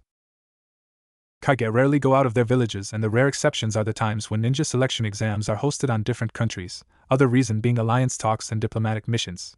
The reinstated third Hokage of the village hidden in the leaves was on his way to Sand for a meeting that the Kazekage had requested. The aged Hokage was actually thankful that there was something that pulled him away from the village that he led, for today was the celebration of the Nine-Tailed Fox's defeat by his successor the fourth Hokage, and the celebration would be even bigger with Naruto's sudden disappearance. Thinking about the boy made a tear leak from the 3Rd's eye. He had failed his successor's last wish, for the boy to be seen as a hero. His mind brought him back to the speech he had given the whole village after the meeting he had with his shinobi. He realized his mistake when news of Naruto's disappearance spread around the village like wildfire. There had been a massive celebration hours after the meeting. When someone had foolishly invited the third to the said celebration, she ended on the floor in a pool of red liquid. He reached Sand to find it strangely less populated, even less than usual. A civilian with a sword in his hands approached the third fire shadow of the leaf slowly. The sight astounded the Hokage. "State your business here in Sand," the man said. It took a moment for the third to gather all his thoughts. "I'm the Hokage of the Leaf Village. I'm here for a meeting with the Kazekage," the goateed man replied. The sword wielder accepted the answer and waved someone from a far distance over to his location. The Hokage noted that this man looked to be another civilian. "Please follow me, Lord Kazekage is expecting you." The Hokage was led to the Kazekage's office, and the two greeted each other. Half an hour into their meeting, the third asked the Sand Kage something that had been bothering him. "Pray tell me, what happened to most of your shinobi? I saw as I came in that there were hardly any high-level ninja around," the third asked. The Kazekage sighed heavily. "They're gone, all of them at once. I didn't see it, but what I saw was enough proof. They were all killed at the same time with one attack. The person responsible has taken Gaara with him. He was our ultimate backup plan, and now he's gone. I had some citizens come to me and say that they saw Gaara going with someone in a dark robe with a black mask on his face with a red symbol of two spirals intertwined on his forehead," said the Sand leader. The Hokage was about to respond but was frozen to the spot when a massive explosion of power was felt. It was so massive that possibly everyone in the elemental countries felt it. The Hokage, however, felt something else within the explosion. The nature of the chakra wasn't human. He had felt this type of chakra only once before 7 years ago. Both Kage looked at each other, before lowering the heads in failure. Rain/grass border. Naruto was in incredible pain. It was so intense that he just wanted to die, but Hitomi was insistent that the pain was a good thing. "I'm using all my excess chakra to change the nature of your body's cells into a type of living chakra. The pain is good because it indicates that the conversion of your body's cells is going according to plan," Hitomi said to her host. Naruto barely acknowledged her words under the pain he was in. He had instructed Gaara to construct a sand dome over himself and Gobi to protect them from any ill effects that might happen during his transformation. Hitomi had said that the changes would be quite explosive and perhaps deadly to others unless they were shielded. After 10 minutes, Naruto finally felt the pain go away. Just as he felt the last of the pain disappear, he felt a power build up in his body, and it unleashed itself, blowing his body up into blue vapor. The vapor collected itself again and formed a human shape. The shape lost the blue hue and clothes became visible again. Naruto sat on the ground, panting hard. He had felt his body separate, and then reconstruct itself. "Happy birthday, kid. I hope you like my present," Hitomi voiced in his head, her voice full of cheer and joy. Naruto shook his head. "I don't want to sound ungrateful, but what in Kami's name did you do to me?" he cried. He heard Hitomi giggle before she responded to his question. "Basically, I turned you into a living chakra being. You know how you have to forcibly change your body into chakra using your own doing the blow technique? Now you don't have to do it. And anyone who attempt to hurt you with things like weapons and jutsu won't succeed. People who try to inflict physical damage with taijutsu will go through you, but you can inflict damage on them the same as you always could. Enemy jutsu might make your body explode, but as you just found out, you reform quickly. One other important thing is that your body will still act like it always has, and most importantly of all, reproduce any chakra you use." Naruto was slack-jawed. To say that he was astounded was a severe understatement. He was about to shout out in pure joy when he realized that Gaara and Gobi were still walled up in Gaara's sand dome. "Gaara, Gobi, it's finished, you can drop the dome now." His response was the dome crumbling to the ground. Gaara looked at him in alarm. "What was that explosion?" he asked. Naruto rubbed the back of his hooded head. "It's my birthday today and Hitomi gave me a gift," he said nervously. He had only understood what a birthday was from the Hokage, who had taken time out of his day to wish him a happy birthday when he was 4. He would often receive the harshest beatings afterwards. Hitomi snapped him out of his thoughts. Sorry to rain on your parade, kid, but two very powerful people are headed towards this location. The excess chakra I used in the conversion attracted most likely every country's attentions to this location. We have to get out of here, lest we get caught. I don't think that we want to be hindered in our search for the rest of the tailed beasts, do we? She rhetorically asked. He turned to his two traveling companions. They had obviously felt the incoming presence, and gave him a curt nod before they turned into chakra vapor and blowing away into the sky just as the two incoming people came into the clearing. The two newcomers saw the wisps of chakra and one of them growled. One of them was Gobi. I'm sure of it, one said. The other grunted. He was armless. They're probably far away from here by now, they're fast for punks, he said again. The armless one just grunted again before both figures left the area again. Outskirts of a nearby town. Naruto, Gobi and Gaara were in a grassy plain. They had crossed into grass and they had met little pockets of people as they walked further into grass country. Kid, I think that I might have done something else when I changed your body, Hitomi said suddenly. Naruto kept quiet, waiting for her to continue. I'm not sure exactly what happened, but it might be possible that I created somewhat of an abnormality with my chakra. I'm not exactly sure what it is I changed, so just be cautious. On another note, the explosion of my power acted like a signal flare, meaning that the 6 remaining tailed beasts now have an advance warning of my presence. This means that Raccoon Boy and the pervert dog will need to rejuvenate, which means we have to find somewhere to stay for the night, and I don't think either Gaara or Gobi plan to sleep outside again, Hitomi said sagely. Naruto's brow furrowed. He didn't want to stay in an enclosed space. It made him feel uncomfortable. Hitomi must have read his mind because she snorted. How can you keep forgetting that you're not in the detestable village of leaves and there isn't anyone who wants your head except sand, rain, and unfortunately the leaf? But hey, it's not like there are going to be any leaf ninja in grass country. At least I hope not. She, though the last part. Naruto still felt uneasy at what Hitomi said won him over. Naruto turned to Gaara and Gobi. He knew that the elemental counties knew of the tailed beasts, and that at least someone would recognize Gaara as the Kazekage's son. Guys, I don't think that it would be wise for you if you were to come with me to grass. Everybody will be able to identify you guys, Gobi, with the aura you generate, and Gaara, you're known by most if not all the shinobi countries as the Kazekage's son, and I don't want to have a repeat of what happened in Rain. You guys understand, right? I am the most powerful and I want to make sure that you guys are safe. That is why I'm going to ask you two to stay here and out of sight. Gaara's eyes widened in shock and Gobi went rigid. Gobi still isn't recovered from his encounter with the Akatsuki, and the last thing we need is more attention drawn to us, especially at a time when neither of you are in any reasonable condition to defend yourselves. Look after yourselves while I'm gone, I shouldn't take too long. Naruto turned from the two in front of him, and his body started to blow away with the silent wind. His last words reached their ears before he blew away completely.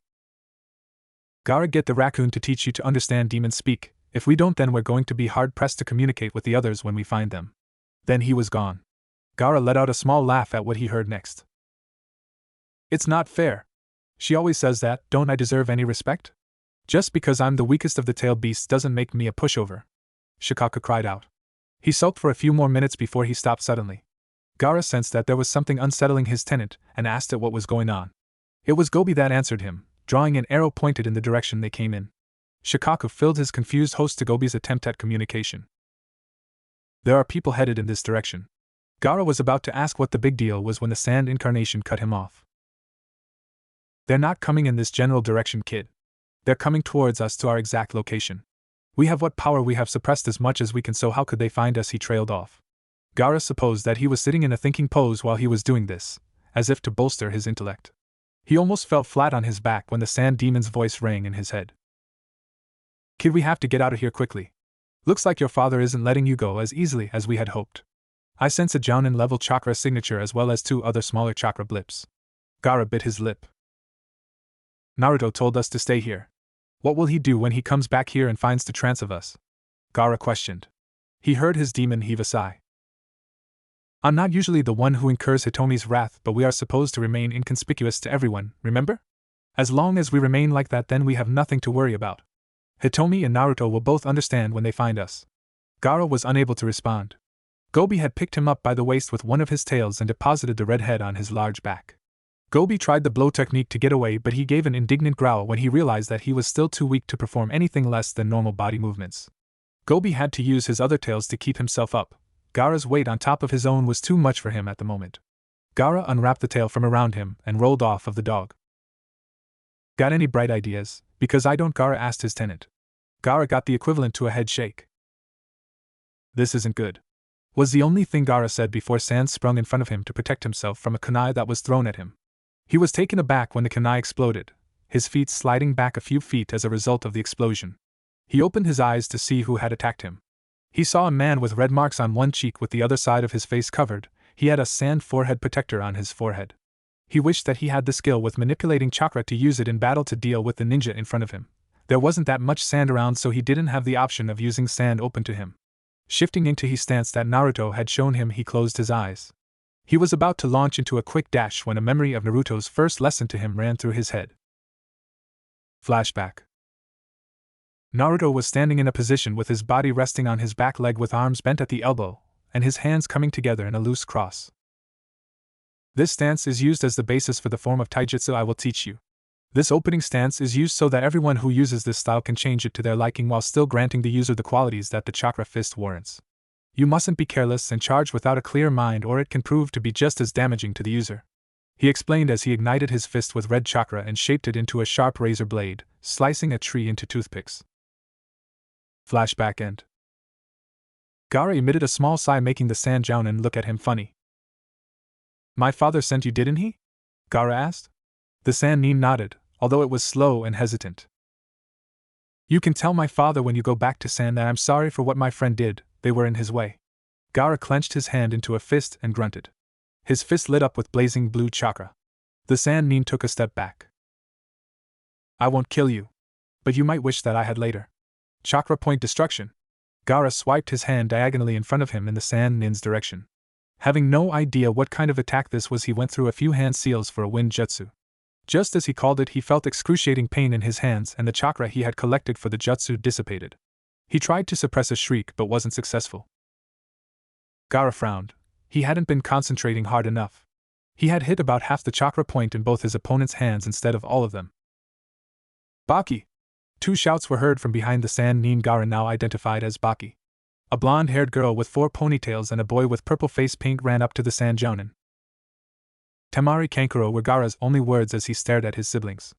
Time seemed to slow down as the redhead, his brother and sister exchanged looks. 2 of 3 were terror-filled. Naruto had been in town for 2 hours. He hadn't bought many things, seeing as there wasn't much that they had to buy that they couldn't make themselves.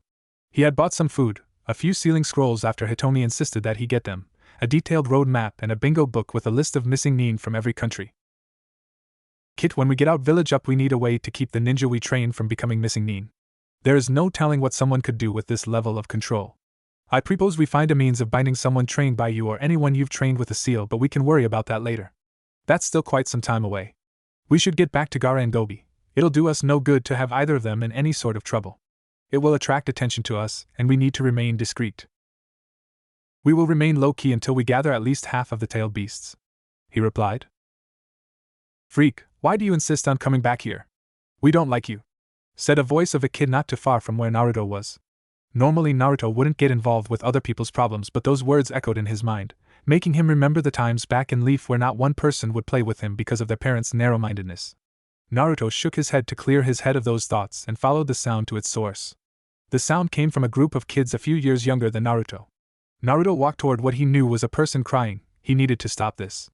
Naruto's body was surrounded with a red hue which extended itself to knock those in his path out of his way. Naruto looked at the sight before him. A girl about 5 years old was lying on the ground and sobbing her heart out. Naruto spoke in a very controlled voice. What's going on here?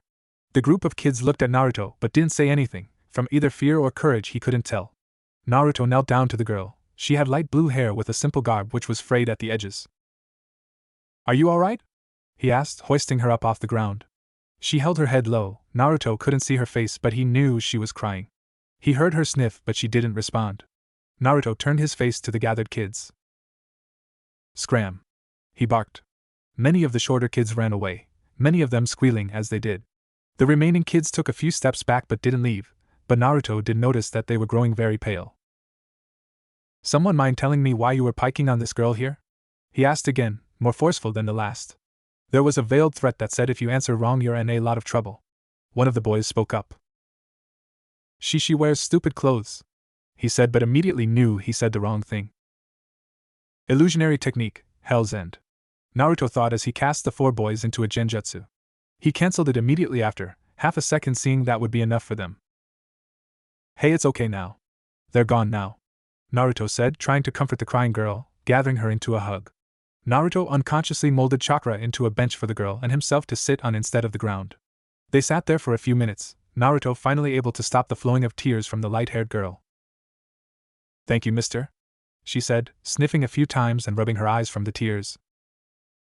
That's okay, this happened to me a few times before as well, so I know how it feels. What's your name? Mine's Naruto, he said. The girl looked at Naruto's masked face, showing him her eyes. She had pupil-less, solid silver eyes that made him whistle in astonishment. My name is Rei. Naruto smiled. Rei must have seen this because she smiled a slightly bigger smile than before. Naruto filed that away in the depths of his mind to ask her later. Rei is a nice name, Naruto said. Rei nodded in agreement. Rei, why were those kids picking on you? Was it because of your eyes? He asked. He felt her grow stiff in his arms. I'm not going to hurt you, Rei, he said. That seemed to work because he felt her relax in his slightly bigger arms. Yes, people seem to want to stay away from me and my grandmother. My eyes are different than everyone else's. My grandmother knows why, but she won't tell me, she said. The last part was said as whisper. Come on, I'll take you home. Where do you live? Rei looked at his masked face before nodding. I'm not allowed to show people the way to my house, but I can trust you. She got off the makeshift bench and led him by the hand through the streets of the town. She led him to a narrow alley and to a door that seemed to be so old it was rotting and threatening to crumble at the slightest hint of pressure. This girl is like you in some ways, Kit. She knows of the loneliness you do, but not to the extent that you do, Hitomi said, startling her host. Have you been sleeping all this time or something? He asked. He got the equivalent of a nod of her head as a response. Changing your body to that extent was enough to tire even someone as powerful as me. I'm going back to sleep, try not to wake me. Naruto could hear soft snores coming from the back of his head. Naruto? Rei called his name, snapping him out of his trance. He saw that her face held a down expression. Sorry, Rei, I was thinking really hard. I must have gone into a trance, he told her. She seemed to buy it and opened the door. Naruto's eyes widened when he saw that the door opened to a set of stairs that led underground. Grandmother doesn't trust easy. Even after being bedridden, she is surprisingly strong, Rei said as they descended down the stairs. Those who have no choice in doing something usually find a way to adapt to their situation, Naruto said almost silently. Rei must have heard him because she nodded at his statement. They reached the bottom of the stairs and Naruto noticed that they were facing another door, except this one had a written seal on it. He saw that Rei took a small blade and cut her finger, wiping her blood on the seal. She put the blade away and opened the door. My grandmother is really good with written seals. I think she said that she was a seal master who trained someone else in seals. She never said who though.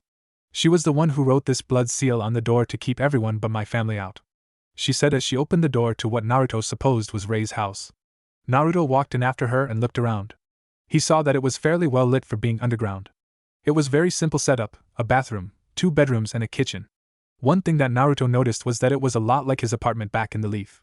There weren't any decorations of any sort anywhere. My family and I snuck into grass country when I was only a few months old. Grandmother told me that they died trying to flee while trying to protect me and grandmother, Rei explained as she led Naruto through her house. Fire style, Phoenix Immortal Fire Jutsu, rang through the air. Small fireballs sailed through the air, smacking into Naruto, making him blow up into blue smoke. Rei let out a glass-breaking shriek and looked in horror at where Naruto had been just seconds ago. Rei turned to see her grandmother leaning against a door frame for support, as she breathed heavily. She wore a simple white kimono with shoulder-length gray hair, her eyes the same as her granddaughter. Rei, why in Kami's name did you bring that person down here? You know how much danger. Rei's grandmother started to scold her granddaughter about the foolishness of bringing someone down to their home when she saw the remaining blue smoke of the person she attacked regroup before her eyes. That's still an odd feeling. Man, for an old grandmother you are pretty strong, Naruto said as his body finished reforming. Rei's grandmother was gawking at the sight of the person she had apparently killed moments before come back to life. And Naruto? Rei asked, her eyes moist from fresh tears. In the flesh, so to speak. Do you always attack everyone who isn't your family? Naruto asked. Rei's grandmother was still speechless, but she had a look on her face like she had seen a ghost. Naruto didn't see her mouth a name in disbelief. A defeated sigh escaped Naruto before he turned to leave. Naruto, where are you going? Asked Rei. Naruto turned to her. Your grandmother doesn't seem to want me around, Ray. Besides, I should get going. I have some friends that I left outside of town which I have to find. If those kids come and hassle you again, tell them they'll get a visit from me. Maybe I'll see you around someday," he said before he blew out of sight and through the door cracks. Ray started to cry again when the smoke left completely. "What did he mean by those kids that hassled you, Ray?" asked Ray's grandmother. Ray spent the next few minutes explaining to her grandmother what Naruto had done for her. "He did that? Look, we can talk about this later. Right now I think you need to go find your friend. He's going to the border of grass and rain." She hadn't needed to say anything else. Ray had raced out the door the second she heard where Naruto was headed. The old grandmother sighed. She had attacked the only person her granddaughter considered her first friend, and someone who looked like someone she used to know. "Please find him, Ray. I need to apologize to Minato's kid." Naruto reformed from the blow with an eerie silence. He sighed. Rai wasn't kidding. Not only was her grandmother not very trusting, but she was quite hostile to anyone she didn't know. He wasn't very trusting, and neither was she apparently. He began his trek to where he had left Gobi and Gaara. Hopefully they had done as they were told, and kept themselves out of sight. His mind wandered back to what Rai had told to him before her grandmother showed up. "My grandmother is really good with written seals. I think she said that she was a seal master who trained someone else a long time ago." Naruto sighed. He liked Rai. It felt nice helping someone like her, someone similar to him. "It's a shame her grandmother attacked us. She could have taught you sealing," Hitomi said drowsily. Naruto sent her a puzzled look. "Don't you know how to create and use seals?" Naruto asked, one eyebrow raised. "My knowledge is quite limited in that area. The seal I had you place on the raccoon's vessel was a demon seal, but I didn't pay much attention to my teacher.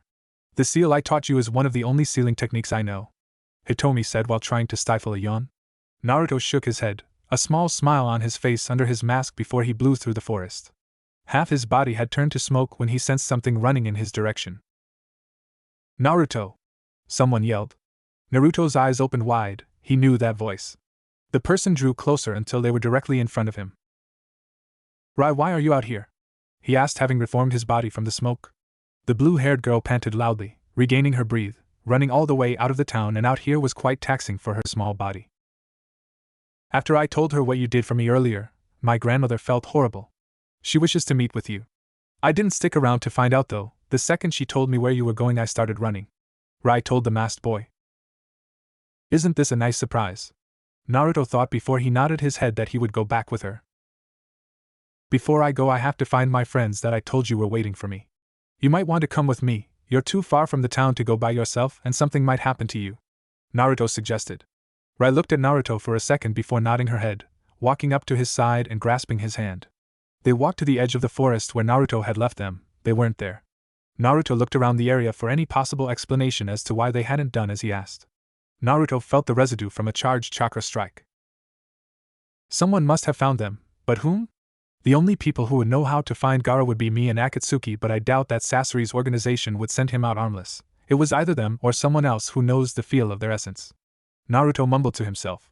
He registered a tugging on his cloak's sleeve to see that Rai was trying to get his attention. He turned his head to look at her. "Naruto, something seems wrong over there. There is sand just dumped on the grass," Rai said, pointing to a sand patch not far from where Naruto had been moments ago. He turned from the sight before immediately turning back to look at it. "That's it! Rai, you're a genius!" Naruto said, bringing her into a hug.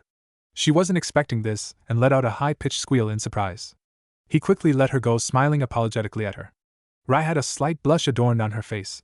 Whether it was from the praise or the sudden hug, Naruto wasn't quite sure. "Where are your friends, Naruto?" Rai asked again. "They fled into the forest. The hidden sand must have tracked Gaara down. They would know the signature of Shikaku's power, so they used it to hone in on his location," he said as they proceeded into the trees. Naruto didn't think that shredding the forest was a good idea. As much as he wanted to find them, he knew that drawing attention like that would ruin the surprise he wanted to store for when he revealed his village. And he was sure that they hid themselves quite well. Naruto let out an aggravated snarl. "I'd be able to find them much faster if it weren't for these trees blocking my way," he said, letting out a sigh. "If you want, I can try to find them. I can see through the trees, so the only problem would be getting to them," Rai suggested.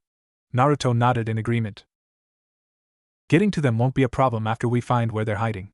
The faster we find them, the faster we can talk with your grandmother." Rai nodded. Rai turned her head in a full circle, squinting her eyes after a few minutes. She had a very calculative look on her face. I see 3 humans and what looks like a dog. They're over in that direction, she said, pointing to Naruto's left. Naruto whistled, seeing where Gaara and Gobi had fled to. It was near impossible to see where you were going in that part of the forest. The trees had grown in a way that completely blocked off any light from shining through. Wait, 3 humans? What's going on? He asked himself. Rai, can you see through the dark, or can you just see my friends? The dark makes it much harder to see the individual object's outline. If I had a light I could get us through, but with no light it's impossible, Rai answered. Naruto did something that made Rai blink at him confusingly. I think that I can change that impossible into a possible. Big bright light. Naruto's fist ignited with white-hot flames, light cutting through the darkness like a hot knife through butter. Rai looked at Naruto and his lit fist in wonder. If you want to know how I did this, I'll tell you, after we've gotten back to your house. Right now we have people to find. They began their journey into the darkness. They came to a cave that erected itself from the surrounding trees 25 minutes later. They're in there, Rai said, pointing into the tree cave. Naruto nodded his head and walked to the mouth of the cave. Gaara, Gobi, get out here right now, he shouted. Half a minute later they came out looking white as sheets, or at least Gaara was. Gobi was quivering in his small form. Naruto turned his gaze to the 2 others that were with Gaara. One was wearing something that made him resemble a cat. He was wearing purple paint on his cheeks. The other was a girl with blonde hair and 4 ponytails. Spill it, you 2, who are they? Naruto asked firmly, jutting his thumb at the 2 mystery people. One of the newcomers shot back at Naruto. Who are you to speak to us like that? Seethed the girl. Gaara looked alarmed at the blonde girl. Temari. Please stop. It isn't wise to anger him. He could kill you with a simple thought. You know of the Red Rain incident, right? Gaara said, alarmed. The girl Naruto now knew as Temari nodded her head. We passed through rain to see if there had been any sightings of you around. The Amikage told us that there had been a bloody incident recently. That's what you're talking about, right? She asked her brother. Gaara nodded. The guy you're talking to was the cause of the said incident. Naruto, please forgive my sister, she doesn't like taking orders very well. Gaara pleaded with his black-masked friend. Gaara noted that there was someone standing not too far off from Naruto. Naruto gave a single nod to show that he let it slide. Naruto, who's the girl? Asked Gaara, pointing at the blue-haired girl. The girl looked at Naruto hesitantly, a frightened look on her face. It's okay, Rai, neither of these people will hurt you. Trust me, if they do they won't live to tell the tale, he said, waving her forward. Rai walked toward Naruto and took hold of his hand, squeezing it tightly. This Gaara is a friend of mine who lives in the nearby town I was in just before. Who's the cat? Naruto asked. The cat growled at Naruto, getting a death glare in response from Naruto, making the paint-wearing boy yelp in surprise. These 2 are my older brother and sister Kankuro and Temari. They came looking for me with a jounin to bring me back to sand. After I beat the jounin with a chakra point destruction technique, he fled, leaving my brother and sister with me and Gobi. Gaara explained. Naruto nodded his head, accepting Gaara's explanation. That's good to know. I got us the things we needed from town, but there is some unfinished business we have to take care of. We might even be able to negotiate for a place to stay for the night. We can discuss what else you've been doing and why you disobeyed me, he said, walking away, Rai right next to him. Gaara gulped, his face losing most of its color, and Gobi whined as they followed Naruto. Gaara's siblings exchanged cautious glances before following after their brother. Naruto and his group stood in the kitchen of Rai's house. They had just arrived and Naruto was interested to hear Rai's grandmother's reason for calling him back here after what happened when they first met. Rai sat next to her grandmother at the table, opposite Naruto and his friends. It's good that Rai had found you. There is much I would like to say, but before I do I want to apologize for attacking you. I just reacted. Rai must have seen something in you that she knew she could trust. I acted without thinking, she said. Naruto waved her off. It's okay, really. I would have done the same thing as you had our positions been reversed, Naruto told her, accepting her apology. The old woman seemed to straighten, as if being relieved of a great weight. If I may say, that is a very interesting mask you're wearing. What is it made from? She asked. Naruto scratched the back of his hooded head. I molded it out of my chakra.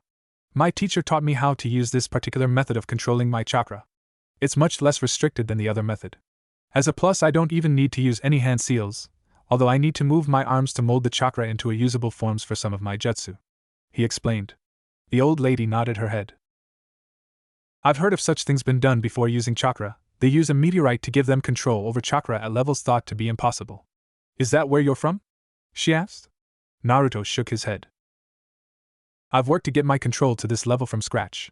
When I fled my village, I only had one other with me. She taught me all I know, Naruto said. I assume that the teacher you speak of is sealed into your stomach? She asked. Naruto shot out of his seat in alarm. Rai's grandmother, in turn, shot out of her seat to grab onto his arm, not willing to let him go. Do not leave, son of Minato, she said desperately. Naruto had froze hearing this. He had never known his parents, and this lady was claiming she knew his father? He shook his head violently. It wasn't true, was it? What did you call me? Naruto stammered. Gaara looked at Naruto. He had never seen him like this. Given they had only been together for a short while, but seeing someone like Naruto like this made Gaara feel bad. He knew his father, and although he was a dickhead, he was still his father. My name is Kazumi Shoiha. I am a seal master, or rather mistress. I am the same seal master who completed your father's training in sealing before his time as Hokage. It is a shame that he had to die the way he did. I had hoped to leave this earth before him, she said with a sigh. Naruto had the mental capacity for only one word. How? Kazumi smiled, a small smile filled with sadness. Every master of sealing has their own style of writing such seals. I can see the seal on your stomach, and I can tell that is of my style. I remember all of those that I have taught my art to, only one. That seal is a containment seal designed to hold something, and judging from what I see here, it holds something of great power, say the nine-tailed fox that attacked the leaf 7 years ago today. But how Minato did such a thing is beyond me. No mortal can defeat a demon. Ah, I see what you did. You are very clever, perhaps too clever for your own good, she said, starting to mumble at the end of her speech. Naruto cleared his throat, snapping Kazumi out of her mutterings. What are you talking about? Please, I want to know, Naruto begged. As I said before, no man can ever hope to defeat a demon. Your father knew this, so he summoned a being that had the power to do what he couldn't. He summoned the Shinigami, the death god, to seal the demon into you. However, every dealing with the god of death is a double-edged sword. The Shinigami will do as he is asked, and takes his summoner's soul as payment. Kazumi said, her face cast down a dark look on her aged face. Naruto didn't know how he felt. He wanted to be angry, he really did, but the feeling of finally knowing who his father was, the right of that knowledge that had been stripped from him finally being revealed, was too much.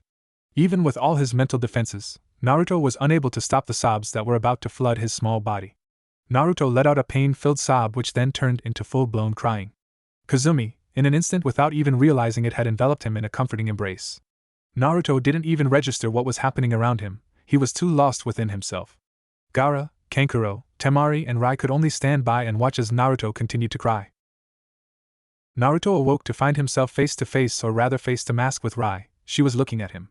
Rai jumped back when Naruto opened his crystal blue eyes. Watching someone who was sleeping snap their eyes open at such close range would have a lot of people jump in surprise. Thank God Naruto had his mask on. He was sporting a massive blush on his face at the closeness of their faces, although he had no idea why. Where am I, Rai? He asked as he sat up. It took a second for Rai to gather herself, as well as suppress a blush on her face before she answered. She may be a small girl, but she knew that she was far too close to Naruto than she would be comfortable with if he was awake. After you cried yourself to sleep, grandmother brought you in here. This is my room. She asked me to get her as soon as you woke up. And with those words she was out the door. A head of red hair popped into the framer of the door. Naruto, are you okay? The sandboy asked. Honestly? I have no idea how I feel right now. It came as a really big shock. Yeah, we all saw, Gaara said with a small sad smile. Naruto flinched hearing these words. None of us think any less of you, Naruto. What you went through yesterday is completely understandable, Gaara said, seeing Naruto's reaction to his last words.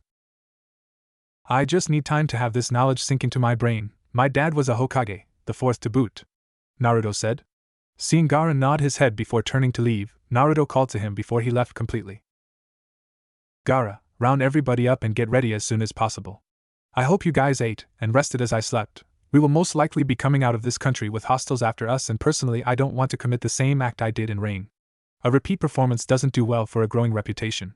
If this Kage is smart, he'll keep from attacking us like Rain did. Gaara gave a single nod before his head disappeared from the door frame to do as he was instructed. Not a minute passed before Kazumi came into the room, followed closely by Rai. Not bothering with the pleasantries, Kazumi went straight to business, thinking that Naruto wasn't in the greatest of moods for small talk after hearing what he had heard yesterday. What are you going to do now, Naruto? She asked, sitting on the end of the bed. I want to go back to the Leaf and demand the answers that I have been denied. And kill a lot of the villagers. I want to, but I can't let the Akatsuki get any of the tailed beasts lest they do something horrible with their power. But once I find them all and my village is up and running, oh, they'll regret ever keeping something as big as that away from me," he said resolutely. Kazumi nodded her head, her hair falling in front of her aged face. "I wouldn't have expected anything less from you, Naruto. Now, as I understand it, you're headed for the heart of Grass Country to get some info out of the Kage that runs this land?" she asked. Naruto nodded at her question.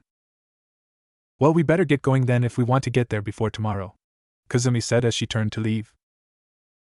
"Yep, wait, what?" he yelled as he recalled her last statement. Rai let out small but audible giggle. "Well, I do owe your father a favor, and because of his passing, the favor passes to you. I think he wanted to have sealing as one of your ninja arts. You need someone to teach you how to perform sealing properly, and who better to do it than the one who taught your father him? Besides, I don't think the demons sealed and you can help you learn anything of sealing. Probably thought it was beneath them and wouldn't have to rely on such an inferior skill," she said with a smile as she left Naruto in her granddaughter's room, Rai following closely behind Kazumi, giving side glances at Naruto every few seconds. Naruto delved into his mind to Hitomi's cage. He wasn't surprised to hear soft snores coming from the cage. She did say that his transformation took a lot out of her. He slipped into the cage to find her sleeping, half of her tails being used as a mattress to keep her out of the water and the rest of them as a blanket. He shook her gently. "Hitomi, wake up, there are a few things that have just arisen. I think you should hear it since you were asleep almost all of yesterday, and it concerns you," he said, trying to wake her. All he got as a response was a few murmurs. Against his better judgment, Naruto went to the next step in trying to wake the sleeping demon queen. He crept up next to Hitomi's slightly pointy ear and brought his masked mouth right next to it. "Hitomi, wake up." The reaction was instantaneous. Her slitted red eyes sprang open, searching for the owner of the voice that just woke her up. She turned her head to come in direct contact with crystal blue eyes. "Good morning, Kit, what brings you in here?" she asked with a smile. Naruto, on the other hand, was having something equivalent to a heart attack. If he hadn't have had his mask on, she would have kissed him. He quickly buried that thought. If Hitomi found out about that, he never lived to see another sunrise. He took a step away from her before he spoke. "An update on our situation. Our traveling party has just been boosted, Gaara's brother and sister as well as Rai and her grandmother Kazumi," he said. By this time Hitomi was sitting up, listening intently to this new information. "I found out last night who my father was. As it turns out, Kazumi was the one who completed my father's training in sealing before he became Hokage. Before he wrote this seal that's on my stomach that keeps you prisoner here in my body," he told her. After the words left his mouth, he thought he had done the wrong thing. Hitomi was seething with anger. "That idiot! I can't believe he would do such a thing to you, his own flesh and blood. When next we come across the Leaf again, they are going to regret ever treating you like that," she nearly screamed. Naruto was taken aback by this outburst. He was expecting her to go into a massive rage on being trapped in the son of the one who imprisoned her. Before he forgot, he added the last bit in. "After Kazumi had told me, I cried myself to sleep. Just now I woke up. Kazumi is going to be teaching me the art of sealing." He waited to gauge her reaction. Her attitude did a 180, she smiled an insane smile that sent shivers down his spine. "Although it goes against what I said about being low-key, we have gained a powerful ally. The eyes of both Rai and Kazumi have a very unique set of abilities. The name of the bloodline, the Kenzano, meaning clear eye, makes the use of genjutsu a very devastating weapon. The Kenzano can influence the creation of a genjutsu into a corporeal version of any illusion that is cast. Rai's family, simply put, have the ability to make genjutsu they cast into the real thing. There was a civil war in Country and most of them were eradicated.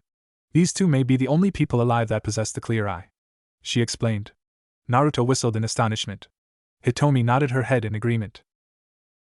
"After we gather the tailed beasts and find a location for our village, I'm going back to the Leaf to get some answers about my heritage. By whatever means necessary," Naruto said determinedly, to which Hitomi gave a single nod to. "You'd better. Before you leave, there is something you should consider. You know that Akatsuki had Nin operatives now, so they have most likely split up to get their targets. Send the sandbags container siblings with the two that possess the Kenzano to wave. They don't need to be around for you to gather the rest of the tailed beasts. They would only slow you down.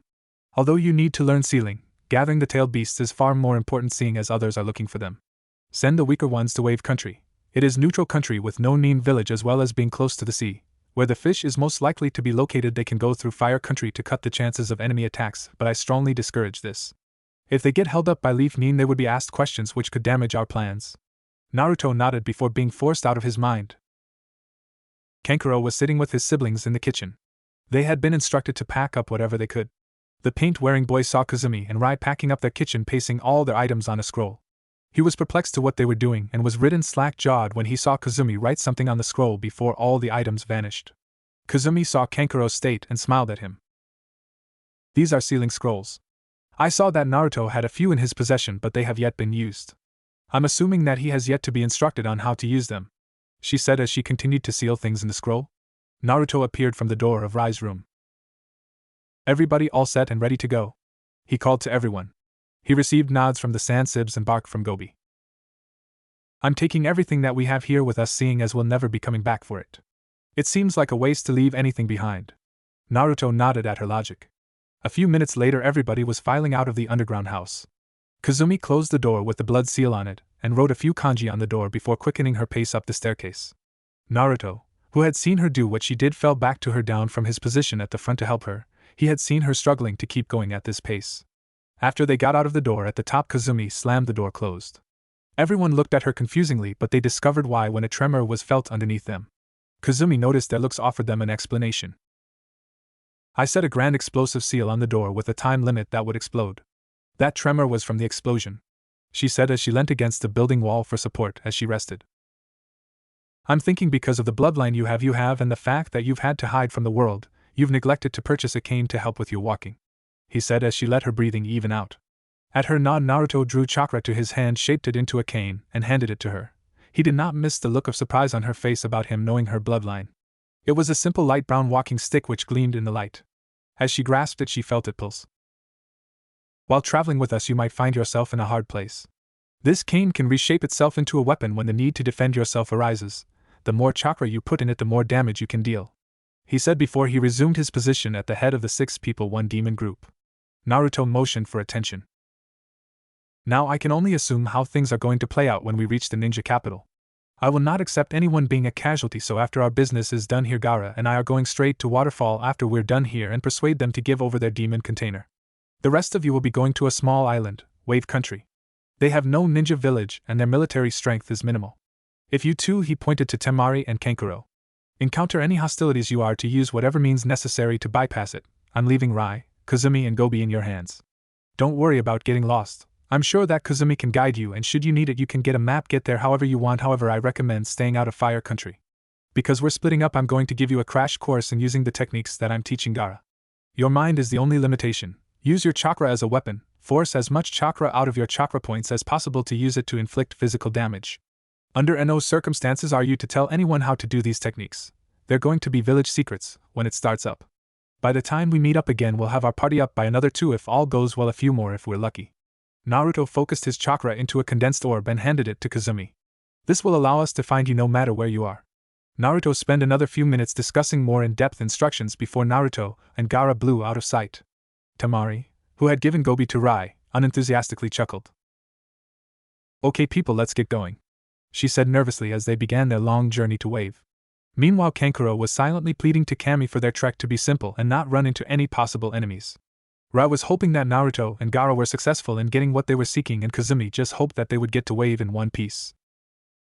The Kyusakage wasn't an old decrepit old man like the Fire Shadow who had been reinstated after the death of the 4th Fire Shadow. He was in his mid-30s and had only been the Kage of Grass for a few years. Although fairly new to the workings of being top dog of the Grass Country, he had quickly learned of very effective ways in which to deal with the bane of every Kage's existence, said bane being paperwork. When he took the position, he had known there to be paperwork involved, but this was ridiculous. He was currently giggling like a schoolgirl while reading a small orange book within the confines of his office. He had been newly introduced to the book by a white-haired man who he met in passing. He had dropped it from his pocket and told the Kyusakage that he could keep it. When the Kage asked for the man's identity, he simply said that his name was in the back of the book before he disappeared. This had happened just minutes before the Kage saw the white-haired man fly through the air after a loud scream of pervert. Currently the Kyusakage was faced with a dilemma. He had to complete this paperwork, which consisted of mission reports, mission requests, and civilian complaints, but he did not want to do any of it, simply because it was so boring and it took forever. The Kyusakage was currently leaning back in his chair, hiding behind several fairly large stacks of paperwork with the orange book he had been given in his hand. He had settled for reading this book instead of doing paperwork, and he found himself unable to put it down, so engrossed in the fantasy that it brought its readers to. If no one came in to bother him, then he could continue to do what he was currently doing. He had gotten to a really good paragraph when he was brought back to Earth by a sound coming from the other side of the wall of paperwork. He was completely taken by surprise when someone started speaking right over his shoulder. Because of this surprise, he fell backwards onto the ground. The grass leader glanced around to where the voice came to find nothing there. Then he noticed something odd. There was blue smoke floating around him. It perplexed him to see that the smoke hadn't dissipated but slowly clumped together. He nearly freaked out when a masked face popped into view. Boo! That simple word made the grass leader squeal like a small child. The masked head then grew a body from the smoke before leaning down to read the book open on the floor. Wow, I didn't think it was a Kage-wide habit to read this smut. I guess I underestimated yet another Kage. Let me cut right to the chase. I know that you're not in possession of a tailed beast, so we won't deal the same damage we did against Rain. That is if you play your cards right. The grass leader jumped in surprise when another voice was heard from the other side of the towers of paperwork. Actually, my lord, it was you who did everything in Rain. If I recall, I didn't do anything that brought about the red rain. Hearing this, the Kuzakage became very rigid. The rumored chakra demon was right in front of him.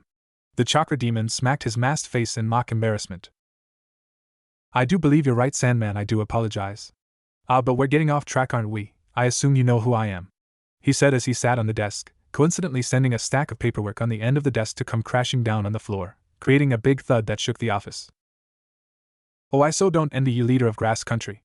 The Kage that protected my village before I left it had to deal with the exact same thing. What a pity, he said to Ting. The one the Kuzakage had heard being referred to as Sandman shook his head, giving a shallow chuckle. My lord, aren't you going to be forced to do paperwork like this when our village becomes operational? Sandman asked. You underestimate me, Sandman. I can just get someone else to do it for me. That, or I can just dispatch a few dozen solid clones to do it. Ahem, anyway, you know who I am from what I did in Rain. Should you try to initiate a capture and or an attempt to kill me, I feel that you should know the punishment. He created a small miniature hologram with chakra of a battle with one standing opposite a whole army on the Kage's desk. The black figure pointed to the lone figure. This is me and the others are enemy shinobi. With a simple thought, I can disintegrate anyone who initiates an attempt on my life. The simulated battle showed the single man wave his hand, turning its enemies into dust. The chakra demon hopped off the desk and headed to the door, joining his partner. They reached the door when the chakra demon turned to face the Kage. Any of your nin that attacks us, whether they've been ordered to or not, will die. I am the chakra demon. I will not be fucked with, he shouted before both he and the Sandman vanished into smoke. The Kuzakage only had one thought going through his head as the two left. I'm screwed, he mumbled to himself, still on the floor in his upturned plush chair, his book of porn forgotten on the floor. I never thought that I'd have to come back here of all places to come and get you guys. But I guess that it couldn't be avoided for too much longer. I had to come back here to get some info and say goodbye to those that really cared. Naruto said, standing on a road with Konoha's walls on the horizon. 3 other masked figures stood a few meters behind him. Right, why are we here again? A figure wearing a dark red mask asked the one on the middle. Originally, when he left this place, he and I met up with 2 people, one an old grandmother, and the other a young girl about 5 years old. We were in Grass Country at the time, so it was a fair while ago. Anyway, the grandmother knew someone that he was close to. He will want to retain that connection at any cost. Gaara replied, now sporting a sand-colored mask with the same symbol on his forehead as Naruto's. The other figure on the left, who was about 4 inches taller than the other 3, sporting a dark brown mask with the same symbol as the 2 boys, folded his arms in irritation but didn't say anything. Why is that so important? A grumpy voice came from the last figure, who was wearing a red mask with the same symbol as the others. Well, before we found you guys, Gaara began. I'm a girl, you dim-witted sand boy. The red-masked figure interrupted him. Yes, alright, before we found both of you, we were traveling with the 2 that I mentioned and my siblings. We needed to be quick and clear-cut with our movements, so we split up with them. That and what we had to do to find you guys wasn't something that we wanted the others to see, especially Rai. We were going to meet them at a country called Wave. It's actually an island, but... Dude, you're getting off topic again. The dark brown masked figure reproached. Naruto didn't feel that they were where they were supposed to be, instead he felt them in there. Gaara said, jutting his thumb at the village in the distance. How does Naruto know that? The tallest among them asked. He created an object from his chakra that served as a locator beacon so that we could find and regroup with them once we found you 2 and any other tailed beast along the way.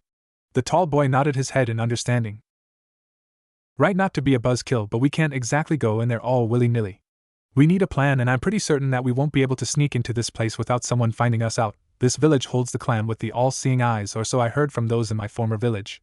so I'm thinking that it will be even harder," the red-masked figure said. "The Byakugan can be fooled. While we were in Cloud, I was able to extract some info they had on it from a reliable and willing source. Those eyes can see those objects, have telescopic eyesight, can see the chakra pathways in a person's body as well as their chakra points. If we can produce an intense flash of chakra, it will blind them if they chose to use their eyes on us. Because it's the Hyuga clan, you can expect them to be heavily reliant on their eyes for their style of fighting.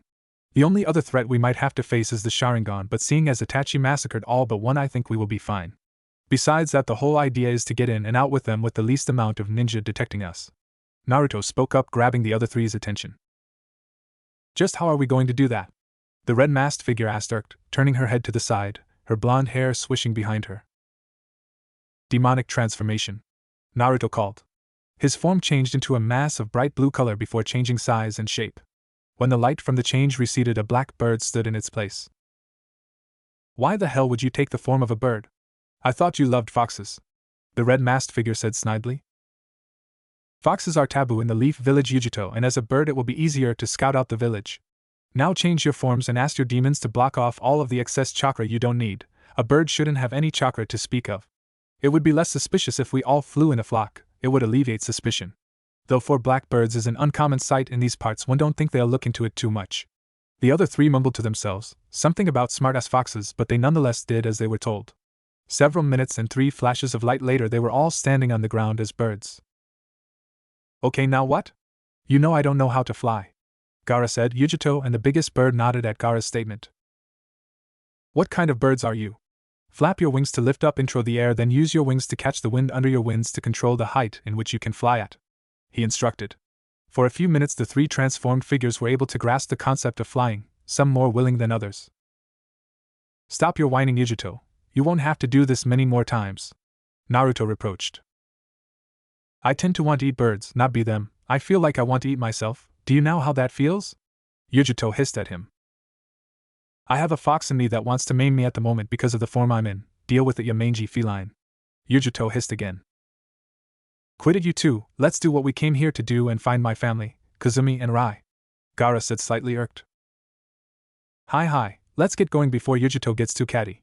Flapping their wings to gain height, they began their approach toward Konoha, with Yujito trying to clothesline Naruto occasionally for his last remark. "You really have no tact, do you?" the large bird said offhandedly as Naruto dodged yet another swoop from Yujito. "How long did it take you to figure that out, Kai? You're supposed to be smarter than all of us with that brain box of a turtle inside you," Naruto teased. "Just you wait, Naruto, I'll get you back one of these days," Kai playfully threatened. "Talks cheap, Kai," he shot back. A few seconds later Naruto circled around the other 3. "I just realized that even though we look like birds we can still speak, so from now on no talking. If you have something to say, hold it till we're able to change back." A chorus of "hi" was heard before the 4 flew off toward Konoha.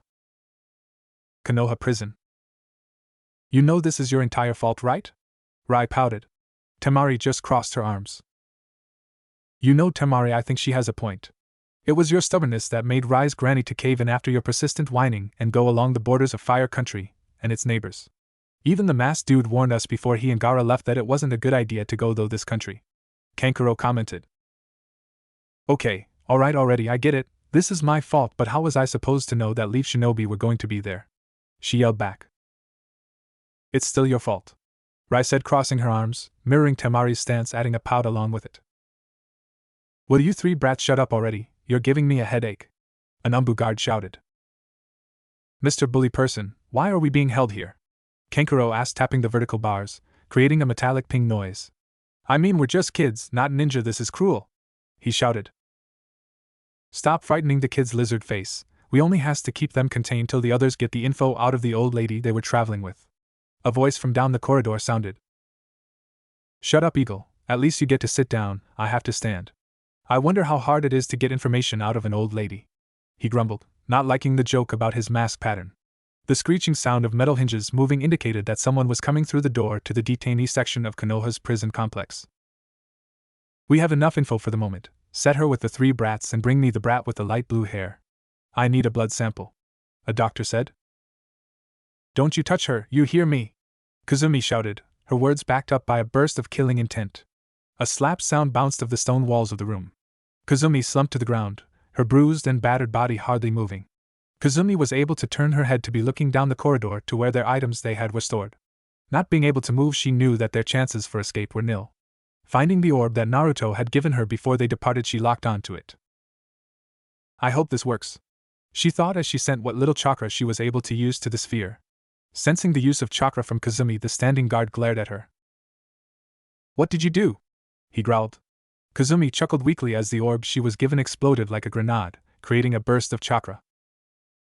I'm calling for backup, was all she said before falling unconscious. The two Umbu exchanged a look before unlocking the cell door and letting the doctor in the cell. Temari and Kankuro shared a look before taking a guarding position in front of Rai. You'll have to get through us first, they said defiantly in unison, shielding Rai from view. Outside, the 4 black birds that were just flying over the gates of Konoha felt an explosion of chakra. Naruto, after identifying that explosion as the tracking orb he had given Kazumi before he and Gaara separated from her, Rai and Gaara's siblings turned in the direction of the chakra burst. Gaara, Kai, and Yujito also felt the explosion. While Kai and Yujito didn't understand why, they followed Naruto and Gaara, who was now flying parallel to Naruto at a much faster speed than they were previously. A few minutes later, they approached the location of where they felt the explosion come from and touched down. Shifting back to human form, the 4 crouched down on the room of the prison complex, panting heavily, having not gotten used to flying at such speeds. Kai looked at where they were and cocked an eyebrow at Naruto. We're breaking into a prison. Does this feel strange to anyone but me? He asked rhetorically. What was that, Naruto? Yujito asked the black-clad boy, ignoring Kai. As I'm sure Gaara explained earlier, before Gaara and I separated from the rest of the group, I gave one of them a homing orb, which would tell me where they were so I could find them. She must have blown it up, either by mistake or on purpose. The fact that they're in a prison tells me it was the latter option. A scream that could only come from a small girl jolted Naruto to alert. That's right, Naruto said before dissolving into chakra vapor, disappearing down a vent nearby. The other 3 followed suit, following him down the vent. Inside the prison. Stop screaming, you little bitch, let us get a blood sample. You'll only make it worse for yourself the more you struggle. Your little friends will find that out the hard way. A doctor growled as he was trying to extract a blood sample from the girl who was thrashing around violently. This is exactly why I left this place, to get away from people like you, a disembodied voice said as the doctor slumped to the ground unconscious. Blue smoke condensed till Naruto reformed from it. Naruto looked at the shivering girl in front of him. He enveloped her in a hug. Rai, are you alright? He asked. Rai opened her teary eyes to see Naruto giving her a hug.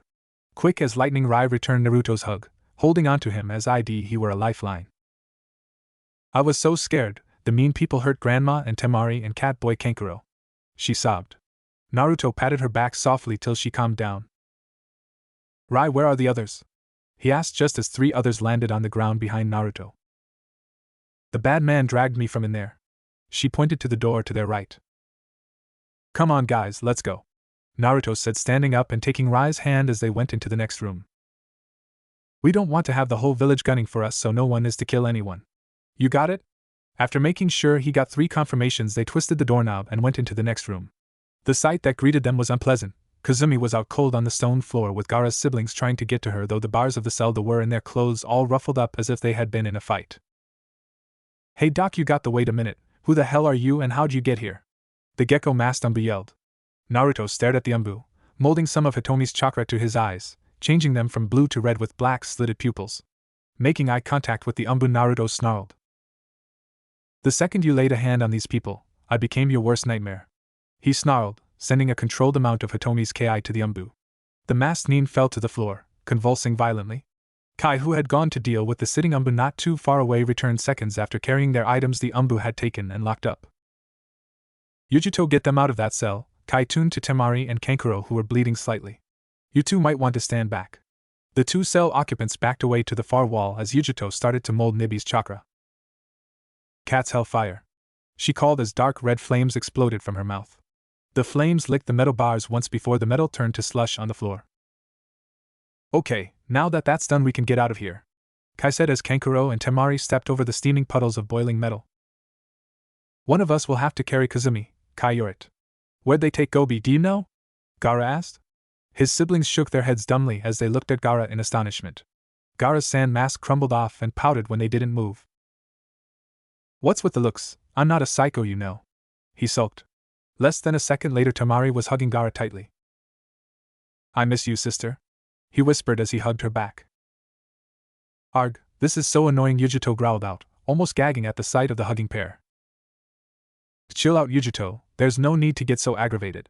Gaara, Kai, you take these four and head for Wave like we originally planned. Yujito, you're coming with me, we have to find Gobi, Naruto ordered. He turned to face Gaara, giving him a look. Gaara noticed the look and sand collected on his face to form his mask. And just why the hell do I have to listen to you? She snapped. She audibly gulped when Naruto gave her a blank stare, his crystal blue eyes boring into hers. That stare was scary. I don't trust you to behave yourself without me nearby. Hitomi told me not too long before Gaara, Kai and I found you that Nibi was sex-starved and the seal binding the two of you together is rather crap, so your thoughts are not all your own. For that reason I have to keep an eye on you. Besides all that, if I'd brought either of those instead, he pointed to Kai and Gaara. Gobi would go nuts with rage like he did when he met Gaara for the first time. Hitomi said that Gobi didn't like Shikaku or Sanbai all that much. He said smartly. Gaara shivered at the memory. Yujito glared at him for a moment before nodding her head in resignation. I hope that's not the only thing you'll keep your eyes on, she said suddenly. She slapped her hand over her mask where her mouth was, her eyes wide in horror. See what I mean? Naruto asked, giving a nod to the other two boys. They led the free captives out of the building. Remember not to get caught. I don't want to be coming out of here hot, you understand? I don't want any of us being seen by anyone, that's why I'm bringing Yujito with me. Let's go, he ordered. Don't I get a say in this? Yujito asked, sulking silently. No, said the three boys. Yujito just grumbled. They turned to the room they came from and went through the vesting. Outside, Naruto and Yujito were slinking through the shadows of the seemingly empty streets of Konoha. This'll take forever at this rate, grumbled Yujito.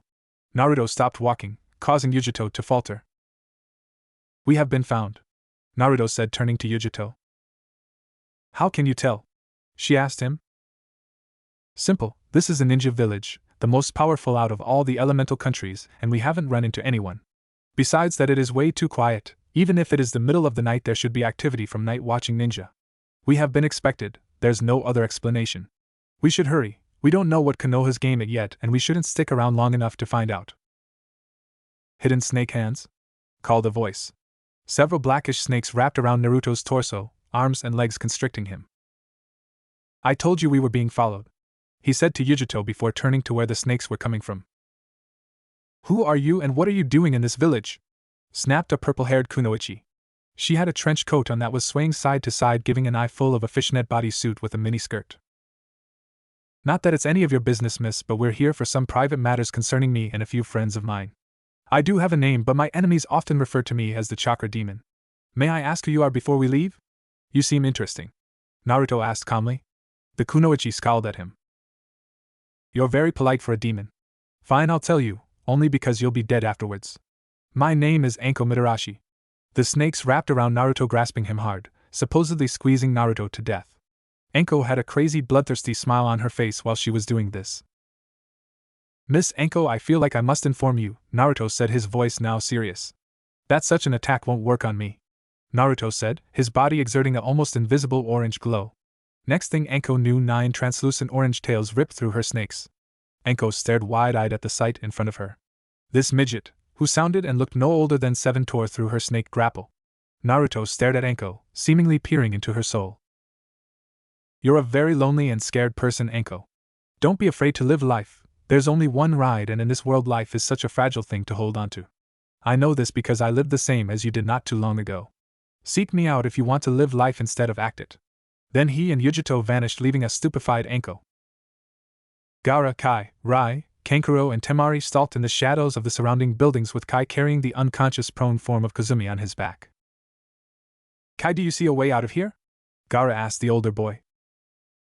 Due to it being the middle of the night, the number of ninja patrolling the gates should be at a minimum. This would also be because everything between the elemental counties is rather peaceful, so there wouldn't be a high need for the village to be guarded. They were silent for a few more moments. Gaara, where are we going? Kankuro asked curiously, yet his voice still had a hesitant quality in it. We're headed out of Fire Country first of all, or at least out of this village. Then we'll probably go Tea Country. When we find a place to call home, we want to be able to keep track of who's going to be where in the village that will be erected.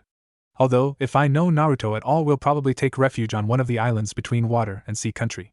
There's a small mass of land that sticks out from fire country. We should head there because it's the closest point to the island. We'll steal a boat to get there probably, Kai said contemplatively, answering Kankuro. Which direction is it? Gaara asked. South from here, was the reply. So it in the opposite direction that we're going in. There was total silence. Not even the sound of crickets chirping was heard. Crap. Hey you five, what the heck are you doing out at this time of night? An Umbu called to them. Double crap. They all caroused as they bolted in the other direction. This is Cat to all units, we have intruders in the village. I repeat, we have intruders in the village, she said into a hidden headset. Gaara and the group were running like crazy. This isn't good, Naruto isn't going to be happy about this. We got found out and they'll close off all exits, hindering any chances of escape we had, Gaara said worriedly. We need a distraction, something to throw them off out trail, Kai said out of the blue. Gaara stepped back a few meters before channeling his chakra. Split form jutsu. Gaara's body split into 4 identical copies of himself. Draw the attention to any and all ninja following us but do not attack them. The 3 forms of Gaara gave a nod and dashed into the 4 other directions. That should buy us quite a bit of time. We need a new plan, Kai. Any ideas? Gaara asked. Well, we can't get caught, that's for sure. That only leaves us with a few options. We can't fight our way out, so that's out of the question. The only option left open to us is to hide till the heat dies down, that or we can find and trail Naruto and Yujito. He thought out loud. I like that option, let's do that. Rai piped up. Kai shot her a withering look. One thing that was quickly established between all of us when we left our hellholes was that Naruto's word was law, officially or otherwise, no matter how young he is. I think that it has something to do with the standing of the tailed beasts we hold, since he holds the most powerful and the one that demands respect, we unconsciously give it to him. But since he isn't here, I think that under the circumstances we got ourselves into, I think he'll understand. Little girl, when you were taken, who took Gobi from you? Kai asked Rai. A one-armed man with his face bandaged. He had a cross scar on his chin. And my name is Rai, not little girl, Rai answered. Gaara side glanced at Kai. What do you think, Kai? Gaara asked the other demon container.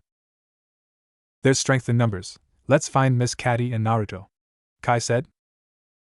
I hope that things will work out. I wouldn't want to be Kai when Naruto finds out.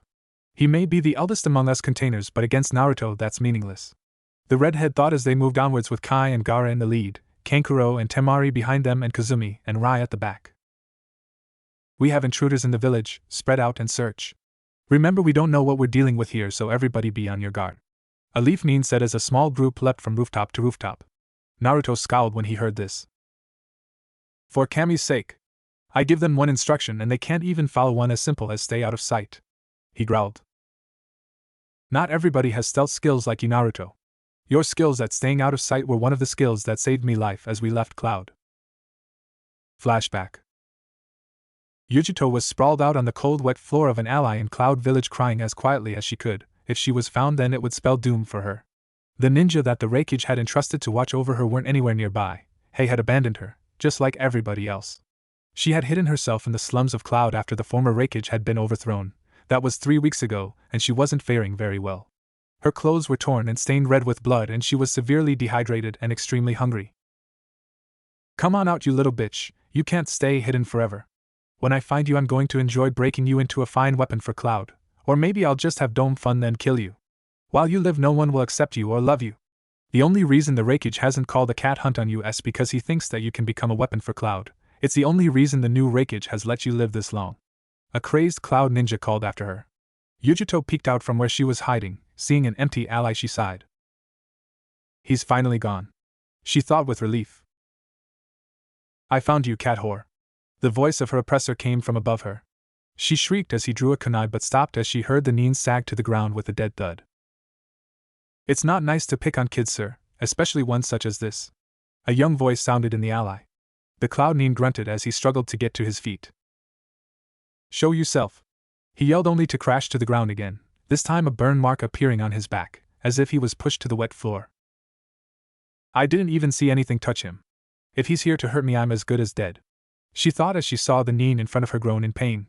In the corner of her eye, Yujito saw a shadow near her grow darker. taking a defined shape till a person dressed in black was standing in front of her. It took her a moment to realize that the person in front of her was her height, or thereabouts. Are you okay? Don't worry, I'm not going to hurt you. My name's Naruto Uzumaki, what's yours? Naruto asked. What do you want? She asked edgily, not answering his question. Believe it or not, I want to help you. It doesn't take a genius to see that you're miserable here in Cloud. I mean, you're hiding in a back alley. That and you look like you've been no hell, Naruto said, seeing the edginess in her voice. It's not my fault. Everybody fears and hates me and won't come near me. I heard someone say a few weeks ago that I might maim them if the chance came, she said huffily. Naruto took a thoughtful stance for a moment. Do you know why you're treated like you are? Naruto asked. It has something to do with Nibi, the two-tailed cat demon that was rumored to have been captured by the last Kage of Cloud, she replied while slowly trying to get away from him. That's a very interesting tale, isn't it, container of Nibi? Yujito stared at the dark abyss that was Naruto's mask in total shock before Naruto shot a burst of demonic chakra at Yujito. Yujito slumped to the ground. Two other figures emerged from the shadows. Just before she blacked out, she heard someone speak to Naruto. Did you really have to do it like that, Naruto? Nibi's probably been sleeping the whole time she's been sealed in this girl here. I had to wake her so that the demon could meet the host. She didn't tell me her name, she's way too edgy, and I think that Nibi will help clear that. Boy, will Nibi be pissed. Let's get out of here. He let out a semi-evil cackle, making the boy's sweat drop. End flashback. Okay, so I might have set the bar a bit high for them, but they have Kazumi-sensei and Rai with them, as well as Gaara's brother and sister, and none of them could last in a decent fight if we get caught in this village. If the village council of old bats gets a hold of even one of us, we'll be drafted as a human weapon like Cloud was planning for you. How do you know that? You sound like you know that from experience, Yujito asked skeptically. When I lived here, 3 years ago, a guy came to the Hokage requesting that I be placed in an organization called Root. As it turns out, Root is a group of ninja under the direct command of a guy that doesn't like the Hokage. Speaking of the Hokage, we have to make an unscheduled stop at the Hokage's office. He's been hiding something from me from the very start. I need to collect that info before I leave here for what I'm hoping is the last time for a long, long time. They traveled in silence for a few moments. How much power do you think Gobi will have recovered in the time that you fought those Akatsuki guys? Maybe we can find him easier if he were recovered, Yujito asked all of a sudden. He should have recovered about 2.5 tails by now. I wish I had his nose, finding him would be a cinch. This is so annoying, Naruto said irritably. Well, think of it this way, if they're sending men to the gates, we might be able to find Gobi easier. We don't need an escape till we have him, she said, trying to lighten up the mood. I suppose, but I still don't have to like it, he said, getting up from his crouched position, Yujito following his example. Lab somewhere in Konoha. An aggravated growl echoed in the dark room. A scientist threw a medical instrument carelessly at the side with excessive force. The scientist turned to face the only other person in the room with him. We've been at this for their days straight. What the heck does that moron expect us to do with this mutt? There's no way that we can replicate any traits from it. Any human that comes in contact with anything we try will reject it, whether they are a shinobi or otherwise. Besides that, he will break out eventually. The seal that was placed in this room by that treacherous snake was not meant to contain something like this, the white coat exclaimed. Emotionless eyes met the scientist, making them flinch. For now it holds. This seal was created to contain things such as these. The circumstances are just a little bit different from when that man used it. You will continue or you will die. Don't say such things about your employer, lest you want to die, was the monotone response the scientist got. We aren't dealing with a human experiment. We're talking about extracting power from a freaking tailed beast. It's insane. I don't even remember why I accepted to do this in the first place, the scientist exclaimed. Master Danzu employed you because you are the best in the field that he was interested in. He was confident that you were able to find a way to supercharge his root forces so he can reach his goal. The root Umbu responded whilst also brandishing a kunai. The scientist nodded calmly, going back to his station. The Umbu holstered his kunai. The scientist let out a silent sigh of relief, but on the inside he was shit scared. When he agreed to do the experiments, he was told that any and all advancements would go to benefiting the village. But hearing what was to happen with the results of the experiments signaled a sudden warning bell to ring in his head with a red flashing sign that said treason. It was no secret that Danzu, one of the members of the Konoha Council, opposed the way that the Hokage ran things in the village, and that by having Danzu's Umbu division supercharged with any sort of power from any tailed beast, he might be able to overthrow the third Hokage. The scientist had thought that the results would be used to better prepare themselves for an attack by another tailed beast should it ever happen, but he was really starting to regret accepting. Even though the scientist had been against the third for letting the 9 tails live after the final battle, the fourth, he respected him. He was a fair leader and wasn't unreasonable, which was more than he could say for Danzu if he ever took the position of Kage in the Leaf Village. The scientist's eyes bulged when he felt an explosion of power coming in front of him, from the demon, which was standing up and expelling its potent chakra. The pressure being exerted was so intense that it threatened to crush him. "Well, shit," was the only thing that was said before both the scientist and the Rutambu were impaled by one of the 5 tails that were now flying around in a non-existent wind. The 2 bodies dropped dead with a thud, a pool of blood pouring underneath them. Retracting his tails, Gobi let out a massive roar in triumph of getting free while walking towards the only source of light outside the room, towards freedom. In the streets of Konoha, the explosion of demonic power attracted the attention of everyone residing in Konoha, military and civilian. Even though the difference of power between this explosion and the 9 tails was enormous, the power that was being generated right now did nothing to quell the fear that was spreading through the village. Without a word, Naruto leaped in the direction of the sound where the power surge was coming from, Yujito high on his heels. "Well, that blows my theory of him having only 2.5 tails of power right out of the water," Naruto muttered. Yujito said nothing as she followed Naruto. Across the village, Gaara, Kai, Temari, Kankuro, and Rai turned to the direction of the sound, which in turn woke Kazumi from her unconscious state. Lifting her head from the shoulder that her head was laying on, she looked around at her surroundings. Looking around her, she found that she was slung over someone's shoulder, someone that she didn't know. Looking at the others around her, she let out a sigh of relief to see Rai and the 2 Sand siblings. Before she could say anything, Kai spoke. "Miss Kazumi, you're awake. Good, can you stand?" he asked. Nodding slightly, Kai bent down to let her stand. When she got her bearings, she gave a sharp look at Kai and Gaara. "It's been a while, Gaara. How are you and Naruto?" she asked. Gaara removed his mask, looking at Kazumi. "We're fine, Kazumi. We found the ones we were looking for. This is Kai, the vessel for the 3-tailed turtle, and the other is Yujito, the vessel of the Nibi, the 2-tailed cat. We were headed to meet you at Wave when Naruto said that you were in the Leaf Village. So we came here, we broke you out of the cell you were in. Now we're headed towards the origin of the sound where undoubtedly Naruto and Yujito are headed. We can't leave this place without Gobi, no matter how much that flea-bitten mutt wants to rip me to pieces. That, and we don't have a snowball chance in hell of getting out of this village without Naruto's help. When we went to get Yujito from Lightning Country, he was practicing with honing his control over his chakra to an even finer degree. Hitomi and he had discovered a fatal weakness he has while they were refining his control over her power. You see, this is not the time or the place to get off track to discuss vital information of Hitomi's vessel's weaknesses. There are ears everywhere that have the sole purpose to harm him. That's why he left. We need not arm these people with the knowledge to kill him," the teen scolded Gaara. Gaara pouted, the action going unnoticed by all but Kazumi and Rai, the latter starting to giggle at the face. Eldest of the group cleared her throat, gaining the group's attention. "We have little time to dawdle.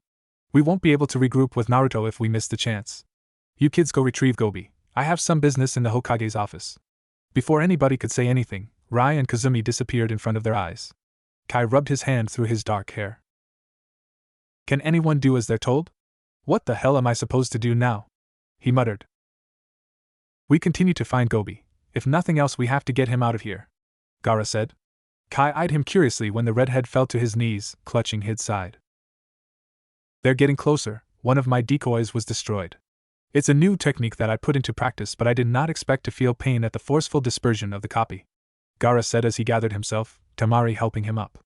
In the near distance they heard the shouting of Leafumbu. "We don't have time to wait around here, we have to move. Once we find Naruto and Yujito, we'll collect everybody. After that we'll make a beeline to get out of Fire Country. The longer we spend in Fire Country, the more danger we'll be in, and I'm sure that if he were here Naruto would agree with me," Gaara said with a hushed voice. He got 3 nods in response before departing their present location, quickly. Naruto and Yujito touched down in front of a cellar door in the side street of an unrecognizable building. It had taken a fair bit, but they were able to track down the origin of the geyser of power Gobi released. Naruto scowled. The power the mutt had released had put the village at full alert, making Leaf Ninja run around the place like rabid animals.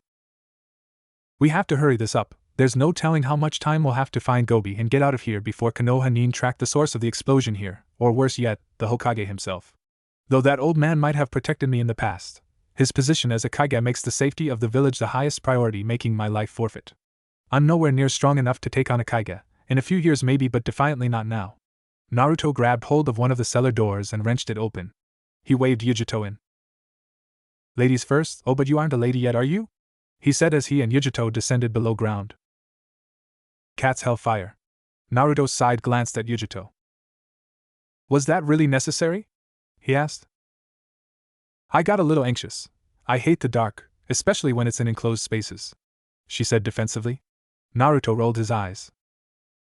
If it makes you feel better, you can hold me hand, he replied dryly. He almost squeaked in surprise when she did just that. Naruto stared at her for a second in shock. This was a side of Yujito he had never seen. Granted that she had only been with them a short time, but it still amazed him. He noted that she had started shivering and began to mumble incoherently. He was so caught up in this new development he spaced out for a moment. Silently cursing himself for losing focus, he cast a look at his claustrophobic companion, not sure of what to do. Don't just stand there like a fool, say something that will comfort her. This time Naruto did jump. He hadn't heard from Hitomi for quite a bit of time, assuming that she went to sleep soon after they departed Lightning Country but couldn't ascertain the reason for it. Deciding to act on her advice, he gave the hand that Yujito has clutching a reassuring squeeze. The blonde-haired girl looked at him confused. Everything's going to be okay, Yujito. He started to say but was cut off by the echo of a dog bark. The bark also snapped Yujito out of her trance. She seemed to shed all traces of her phobia and snatched her hand out of his grasp. Let's get going, we're wasting time standing around here like idiots, she said as she moved down the tunnel. Naruto let a genuine smile sneak across his face. It's nice to have the old Yujito back, he thought as he dashed to catch up with her. For the next 2 minutes they were running in silence and near pitch black till Naruto slammed Yujito to the wall suddenly. She was about to swear up a storm when she saw that Naruto was standing in front of her, his chakra tails flailing around the small space. He was standing in front of her in such a way that she couldn't see whatever was in front of the male blonde. There you are, Gobi. We've come to get you out of here, Naruto said somewhat happily. Gobi, for his part, ignored the fact that he was being spoken to and charged at the 2 demon containers. Naruto's tails entrapped Gobi in a red translucent cocoon, the dog demon thrashing all the while in his confines. What the hell is wrong with him? He asked himself in wonder. He's in a demonic rage. Demons get into those if their lives are in danger. When in that state, demons can unleash 100 of all their power into an unstoppable force that only other demons can fight off. Until he runs out of energy will he stop. Until then he'll act like a natural disaster, completely unstoppable. You need to get out of here into the open and quickly. Your tails cannot hold him confined for long. They are already starting to falter. Not wasting any time, Naruto took hold of Yujito and pulled her with him in the direction that they had come in. Mere seconds later Gobi snapped free of his restraints, snarling in his direction and hurling his tails towards Naruto and Yujito. Grunting, Naruto shoved Yujito out of the way as the tails slammed through his body, dirt rising as they smacked into the concrete behind him. Naruto held his head in pain as the tails retracted. Damn it, Yujito, forget what I said. I'll keep him busy, but you have to find Gaara and bring Kazumi here. She can help me calm him down, but I can't hold him for long. Go! She ran. Great, just great. What the hell am I supposed to do? I don't have any techniques that can deal any damage to demons or corporeal forms of chakra, and I doubt that he'll let me get close enough to deal any blows, he thought as he evaded a charge from the enraged canine but left himself open for Gobi's tails to strike him again. The mask-wearing boy grunted as he caught the flying appendage. Regardless of what Hitomi had told him, he had to keep the fight here. He didn't want it getting outside in the open, not because it might kill some Leaf Nin and civilians, but because the less the Leaf saw of his fighting the better. That, and if any of his group got hurt, he'd never live with himself. My only chance is to try getting close. He saw one of Gobi's tails swinging toward his neck. This is going to hurt. With Yujito. Yujito was running frantically towards the south gate. In the not-too-far distance she saw the same kunoichi that they had run into before, Anko if she remembered. She shook her head vigorously to clear her head. She couldn't get distracted. Naruto was counting on her. It didn't take her long to get to the south gate, however she did have to use up a lot of her and Nibi's chakra to get there as fast as he did. She scouted the immediate vicinity for any size of her group. Scowling furiously, she headed back towards where she had left Naruto. She smacked herself mentally. They wouldn't have stayed here after feeling the power that Gobi released. She should have just stayed with Naruto and helped him out. She surveyed the village as she backtracked to her previous location. She saw man and woman, shinobi and civilian alike, running around like headless chooks. She would have laughed at the sight had she not been so desperate to find those that Naruto had told her to find. As she came across the area that Naruto and herself had let that ankle woman, she found that she was gone. Yujito surmised that she had grasped what exactly that power was and went to investigate. Elsewhere. The Hokage's office was vacant, with only shadows and a small stack of papers in the room. Silently, two figures slipped out of the shadows nearest to a window. The smaller figure sauntered around the window while the taller one loomed over the desk. Now, if I was that old man of a Hokage, where would I place such lucrative information? Kazumi asked herself. As if answering her question, one of the portrait photos of the previous Hokages on the side wall seemed to move. Kazumi smirked slightly. "Old monkey, you are just as smart as you are old," she said with a tut. Skulking over to the photo of the yellow flash of Konoha, she lifted the portrait away from the wall, revealing an intricate seal on the wall. She started to examine the seal when Rai broke her out of her trance. "Grandma, something's going on outside. It's holding this whole place in fear," she said worriedly. Indeed, Kazumi had felt the geyser of power that Gobi was churning out, and she guessed that it was one of the only reasons that this office was empty. She again looked at his seal on the wall, and she found out half a moment later that it was a blood seal, and though it was crafted well, it wasn't created well enough for people such as herself to get past it. She ran her fingers over the markings for a moment before she stepped back and crept over to the lone desk in the room. She went to the bottom drawer of the desk and opened it, finding it full of envelopes and stamp pads. Shifting all the junk to the side, she saw a hidden seal that was used to hold items. After destabilizing this seal, she watched as the seal crumbled away, a poofing with a small plume of smoke indicating that the unsealing had gone well. She lifted the object out of the drawer and piled everything back into it before closing the drawer again, careful not to leave any trace of her tampering with it. She looked at the object and opened it, thumbing through it till she found what she was looking for. She squeezed a portion of the opened object and watched with a satisfied smirk as liquid seeped from it. After that was done, she tossed the object aimlessly away, it landing on the desk with a dull thump. Eyeing the red liquid on her finger, she walked back to the seal on the wall and wiped it onto the middle of the seal. Seconds later, the seal disappeared. In its place was a safe with a combination lock. This time she scowled. She was no good with combination locks. It was a skill that she had neglected to learn when she was a youngster. "Rai, come here, I have a job for you," the elderly woman said to her granddaughter. Rai's ears perked up at hearing this. "I want you to get past this combination lock for me, please. I'm afraid that I do not have the experience to get past it," she asked calmly. Kazumi smiled as her granddaughter got right to work. One of Rai's most amazing talents was espionage and thievery, and she could dance circles around any security device. Kazumi was to this day unsure where she had learned such a skill, but she realized that it had come in handy when their living situation in grass got dire. Whilst Rai was fiddling with the dial, she was humming tunelessly to herself, and Kazumi found her mind wandering back to her tutoring days. Rai just had that ability to have someone lose themselves in their pasts whenever she started to hum tunelessly. She was caught off guard when Rai started shaking her arm. Grandma, I did it, see?" Rai said excitedly, clapping her hands madly with glee. Kazumi ruffled her granddaughter's hair and thanks, walking back to the now open safe. She procured the contents of the safe and glanced at it for a moment before nodding her head in assurance that these were the real deal. She dug her hand into her pocket, retrieving a small envelope. She placed the envelope into the safe and closed it, and watched as the safe disappeared and the blood seal reappeared on the wall. After placing the photo frame back onto the wall, she slipped the files that she just obtained into her cloak. It wouldn't be any good if the information were to be damaged, would it? She was about to say they were about to leave when she caught the concerned look on Rai's face. "Grandma, I think that Naruto might be in trouble." Her voice etched with worry. Kazumi looked in the direction that Rai was looking and focused. She saw what she assumed was Gobi at full power, and another human-shaped blob of chakra that was flickering, bits of it growing pale blue before changing back to normal. She watched in astonishment as Gobi tripped Naruto over and went to slam him into the dirt for a critical strike. She averted her gaze from the scene. She didn't need to see more. She turned her head to the pile of papers on the desk, grabbed a brush and the bottle of ink at the side of the table, picked up a sheet of paper from the stack, flipped it over and began to write symbols for a suppression seal.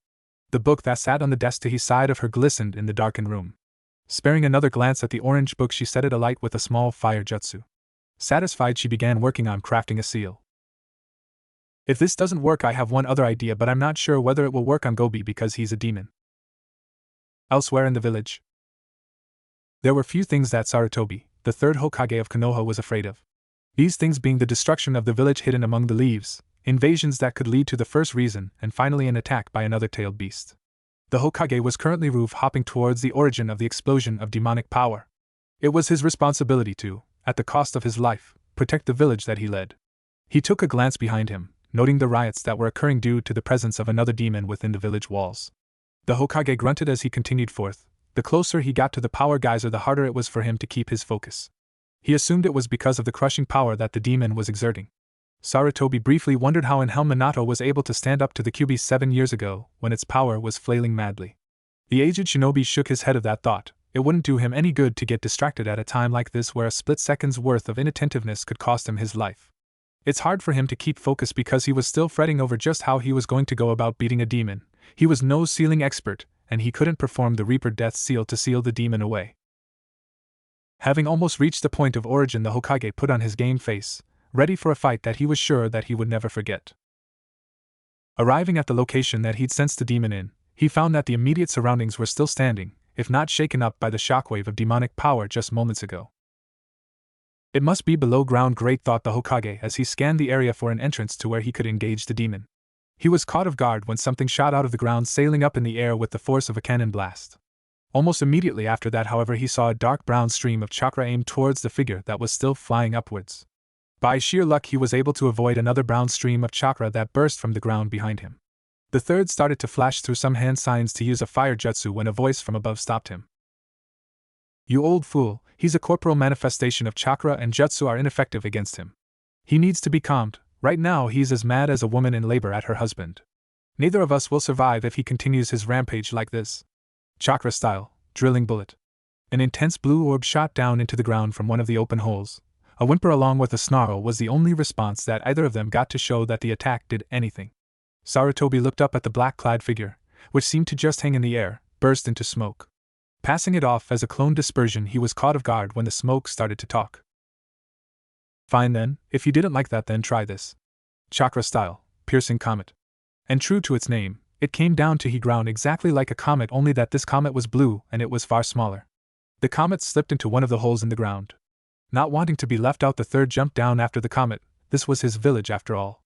Having sensed his arrival, the demon swatted the Hokage into the wall of the tunnel just fractions of a second after Sarutobi descended into the tunnel. "Why the hell did you come down here, you old coot? I have everything under control." The black-clad person snapped as he grabbed hold of the tail that was closing in on them and pulled at it, eliciting a yelp of pain from the tailed beast. "Really, I don't understand you people. You barely survived the attack of the last tailed beast that was here, and you go and tried to capture another one. You're either really brave and stupid or just really, really stupid," the black-wearing guy said as he and the Hokage dodged another set of gabs from the demon's tails. "Hey, watch you mouth, brat, do you have any idea just who I am? I'm an idiot who seems to want to brag about who he is instead of trying to help out. If you're not a seal expert, I don't give a damn who you are right now." Realizing that this was a small boy, not even near being a preteen, was chewing him out, the Hokage jumped out of the tunnel through a hole and started to flash through hand signs, bit his thumb and slammed his hand to the ground. "Summoning jutsu," he called. Kanji spread out on the ground and a puff of smoke rose from the dirt. A man-sized monkey stood up within the smoke, crossing his arms when he was the Hokage. The monkey was about to open his mouth when the Hokage pushed it out of the way as another tail spiked through the ground where they were standing. "Sorry, Enma, but this isn't a social call. Teresa demon attacking here right now, and I need you in staff form," Sarutobi said to the summon. Enma glanced down the hole to where the demon was. He cocked his brow at the Hokage. "What did you do to have the five-tailed dog demon Gobi to attack here?" Enma asked as he transformed like he was asked. "You know, Enma, I'm not quite sure myself," the aged man replied as he grasped the staff and descended down the hole into the tunnel again. "Where the hell did you go off to, you old bag of bones?" asked the shrimp wearing black as he grabbed and pulled another tail, earning him another snarl of anger from the demon. Having been fighting in the dark, Gobi couldn't see where he was mindlessly throwing his appendages, but having one of his tails pulled made him send his other tails towards his captive tail. The third looked on in horror as the tails seemed to puncture him. The Hokage realized, however, that no blood came from the puncture. Sarutobi gripped the staff in his hand tightly, and whisk going towards the now inanimate tails brought his staff down in a downward chop. The demon's howl of pain after that was deafening. "Ha! Maybe you are good for something after all," the Hokage's ally said as they leant up against the tunnel wall. Sarutobi shrugged off the statement. There were more important matters at hand, and he didn't have time to scold this brat for his lack of manners. "If we keep fighting down here, we'll be killed," the Hokage said as he evaded a jab from a homing tail. "This isn't where I wanted to fight him either. I didn't want to fight him at all, but he isn't himself at the moment. The only reason we're fighting down here is because, not that I want to prevent this village from being destroyed by him. I just don't want people seeing me fight. It's too early to be found out yet." The Hokage didn't even get a chance to say anything in reply when he sensed two people hop down through one of the holes above and throwing a piece of paper at the dog demon's head. The paper hit its head with a slap. A seal shined on it, telling the Hokage that it had been activated. "Everybody look away, quickly!" ordered someone from behind him. For all his skill, the Hokage wasn't able to react quickly enough, and he was momentarily blinded by the light that the seal was giving off. Before Sarutobi passed out, he registered that there were 4 others that had joined them in the tunnel, 2 wearing masks, one with blonde hair, and the other what he believed to be a giant black cat standing on its hind legs. Grab Gobi and let's go, we've overstayed our welcome. What about him? Gaara asked, looking at the unconscious village leader. Leave him, he's just unconscious. We have to leave now while the village is in disarray. This time everyone stays together, I mean it this time. Everyone present gave an affirmative nod at hearing his "I'm not taking no" for an answer tone before they left the area.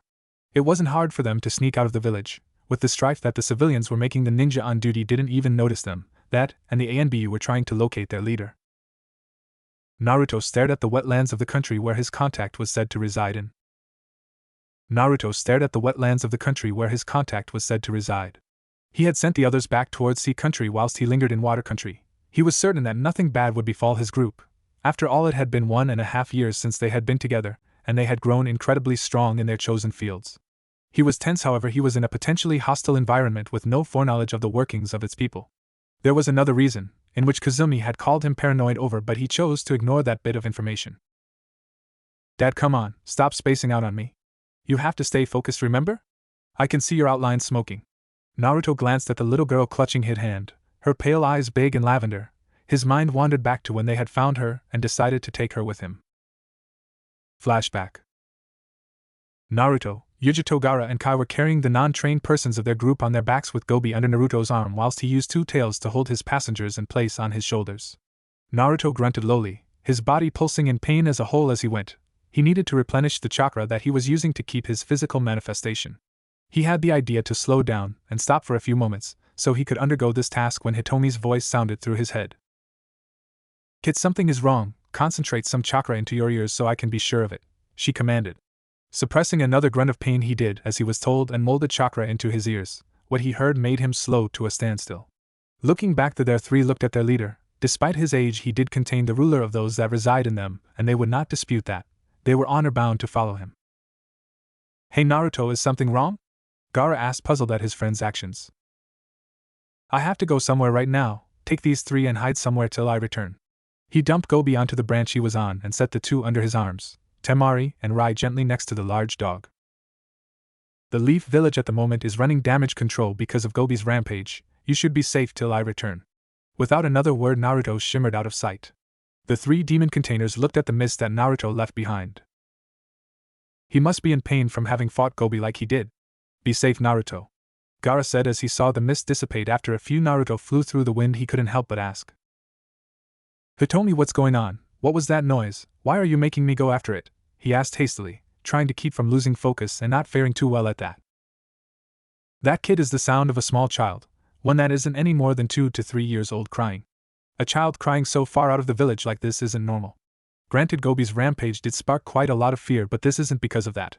Whoever the child is, they are in a great deal of turmoil, she said, making Naruto raise an eyebrow. How did she know that sound so intimately? Closing in on the source of the wailing, Naruto realized what this meant. Someone is using the strife caused by Gobi's rage to sneak someone out of the village, he said out loud in realization, his focus slipping a bit, his outline smoking a bit more than before. 1. Stop the child thief. 2. Find out where he was going with them, and 3. Dispose of them and bring the kid with us. Whoever it is, they won't be able to stay out here, and we cannot wait for anyone to come along and collect the kid, and we certainly can't take them back. Afterwards we can start the filtering of chakra to get you back to fighting condition. This means you will have to take whoever it is out quickly. If you can steal some as well, steal a lot. Stay focused, you're oozing chakra, Hitomi ordered. Giving his mental acknowledgement, he flew past tree after tree. Several moments later, Naruto was in range to see who it was that was fleeing the village. A dark green-haired ninja with a chunin vest with black ninja pants and matching ninja sandals could be seen running with what Naruto identified as the child in a tumble of sheets, blood stains splotched over parts of it. Naruto eyed the obvious rogue leaf ninja, specifically his weapons pouches on his thighs. Finally deciding on a course of action, Naruto sped forward and, in his non-physical form, punched the ninja in the back of the neck. The effect was instantaneous. Naruto acted accordingly. As the renegade nin fell to the dirt, Naruto flew in front of him, catching the sheets and the kid in the gas form that was his body. Feeling that she was no longer being carried, the girl looked around her for what was going on. She felt this warm feeling surround her in a comforting haze. Tears slipping from the side of her eyes, and saw that she was floating in the air barely a meter off the ground and the man she had seen just before. The feeling of going incredibly fast started. She looed around her again as the thing she was floating on started to move and take shape. She screamed when it started to talk. She, now in this person's arms, felt herself being held gently, that then started rocking her side to side. Sorry, did I scare you? The black-clad man asked. She started to tremble in fright, trying to squirm out of the hold this person held her in. She stopped as she saw the guy on the floor starting to rise from the ground. She looked back at the black man to see that his face had gone misty for a moment before clearing, showing her crystal blue eyes and lines on his cheeks. Looking into his eyes and back to the ninja on the ground, she said the only thing that she could at the moment.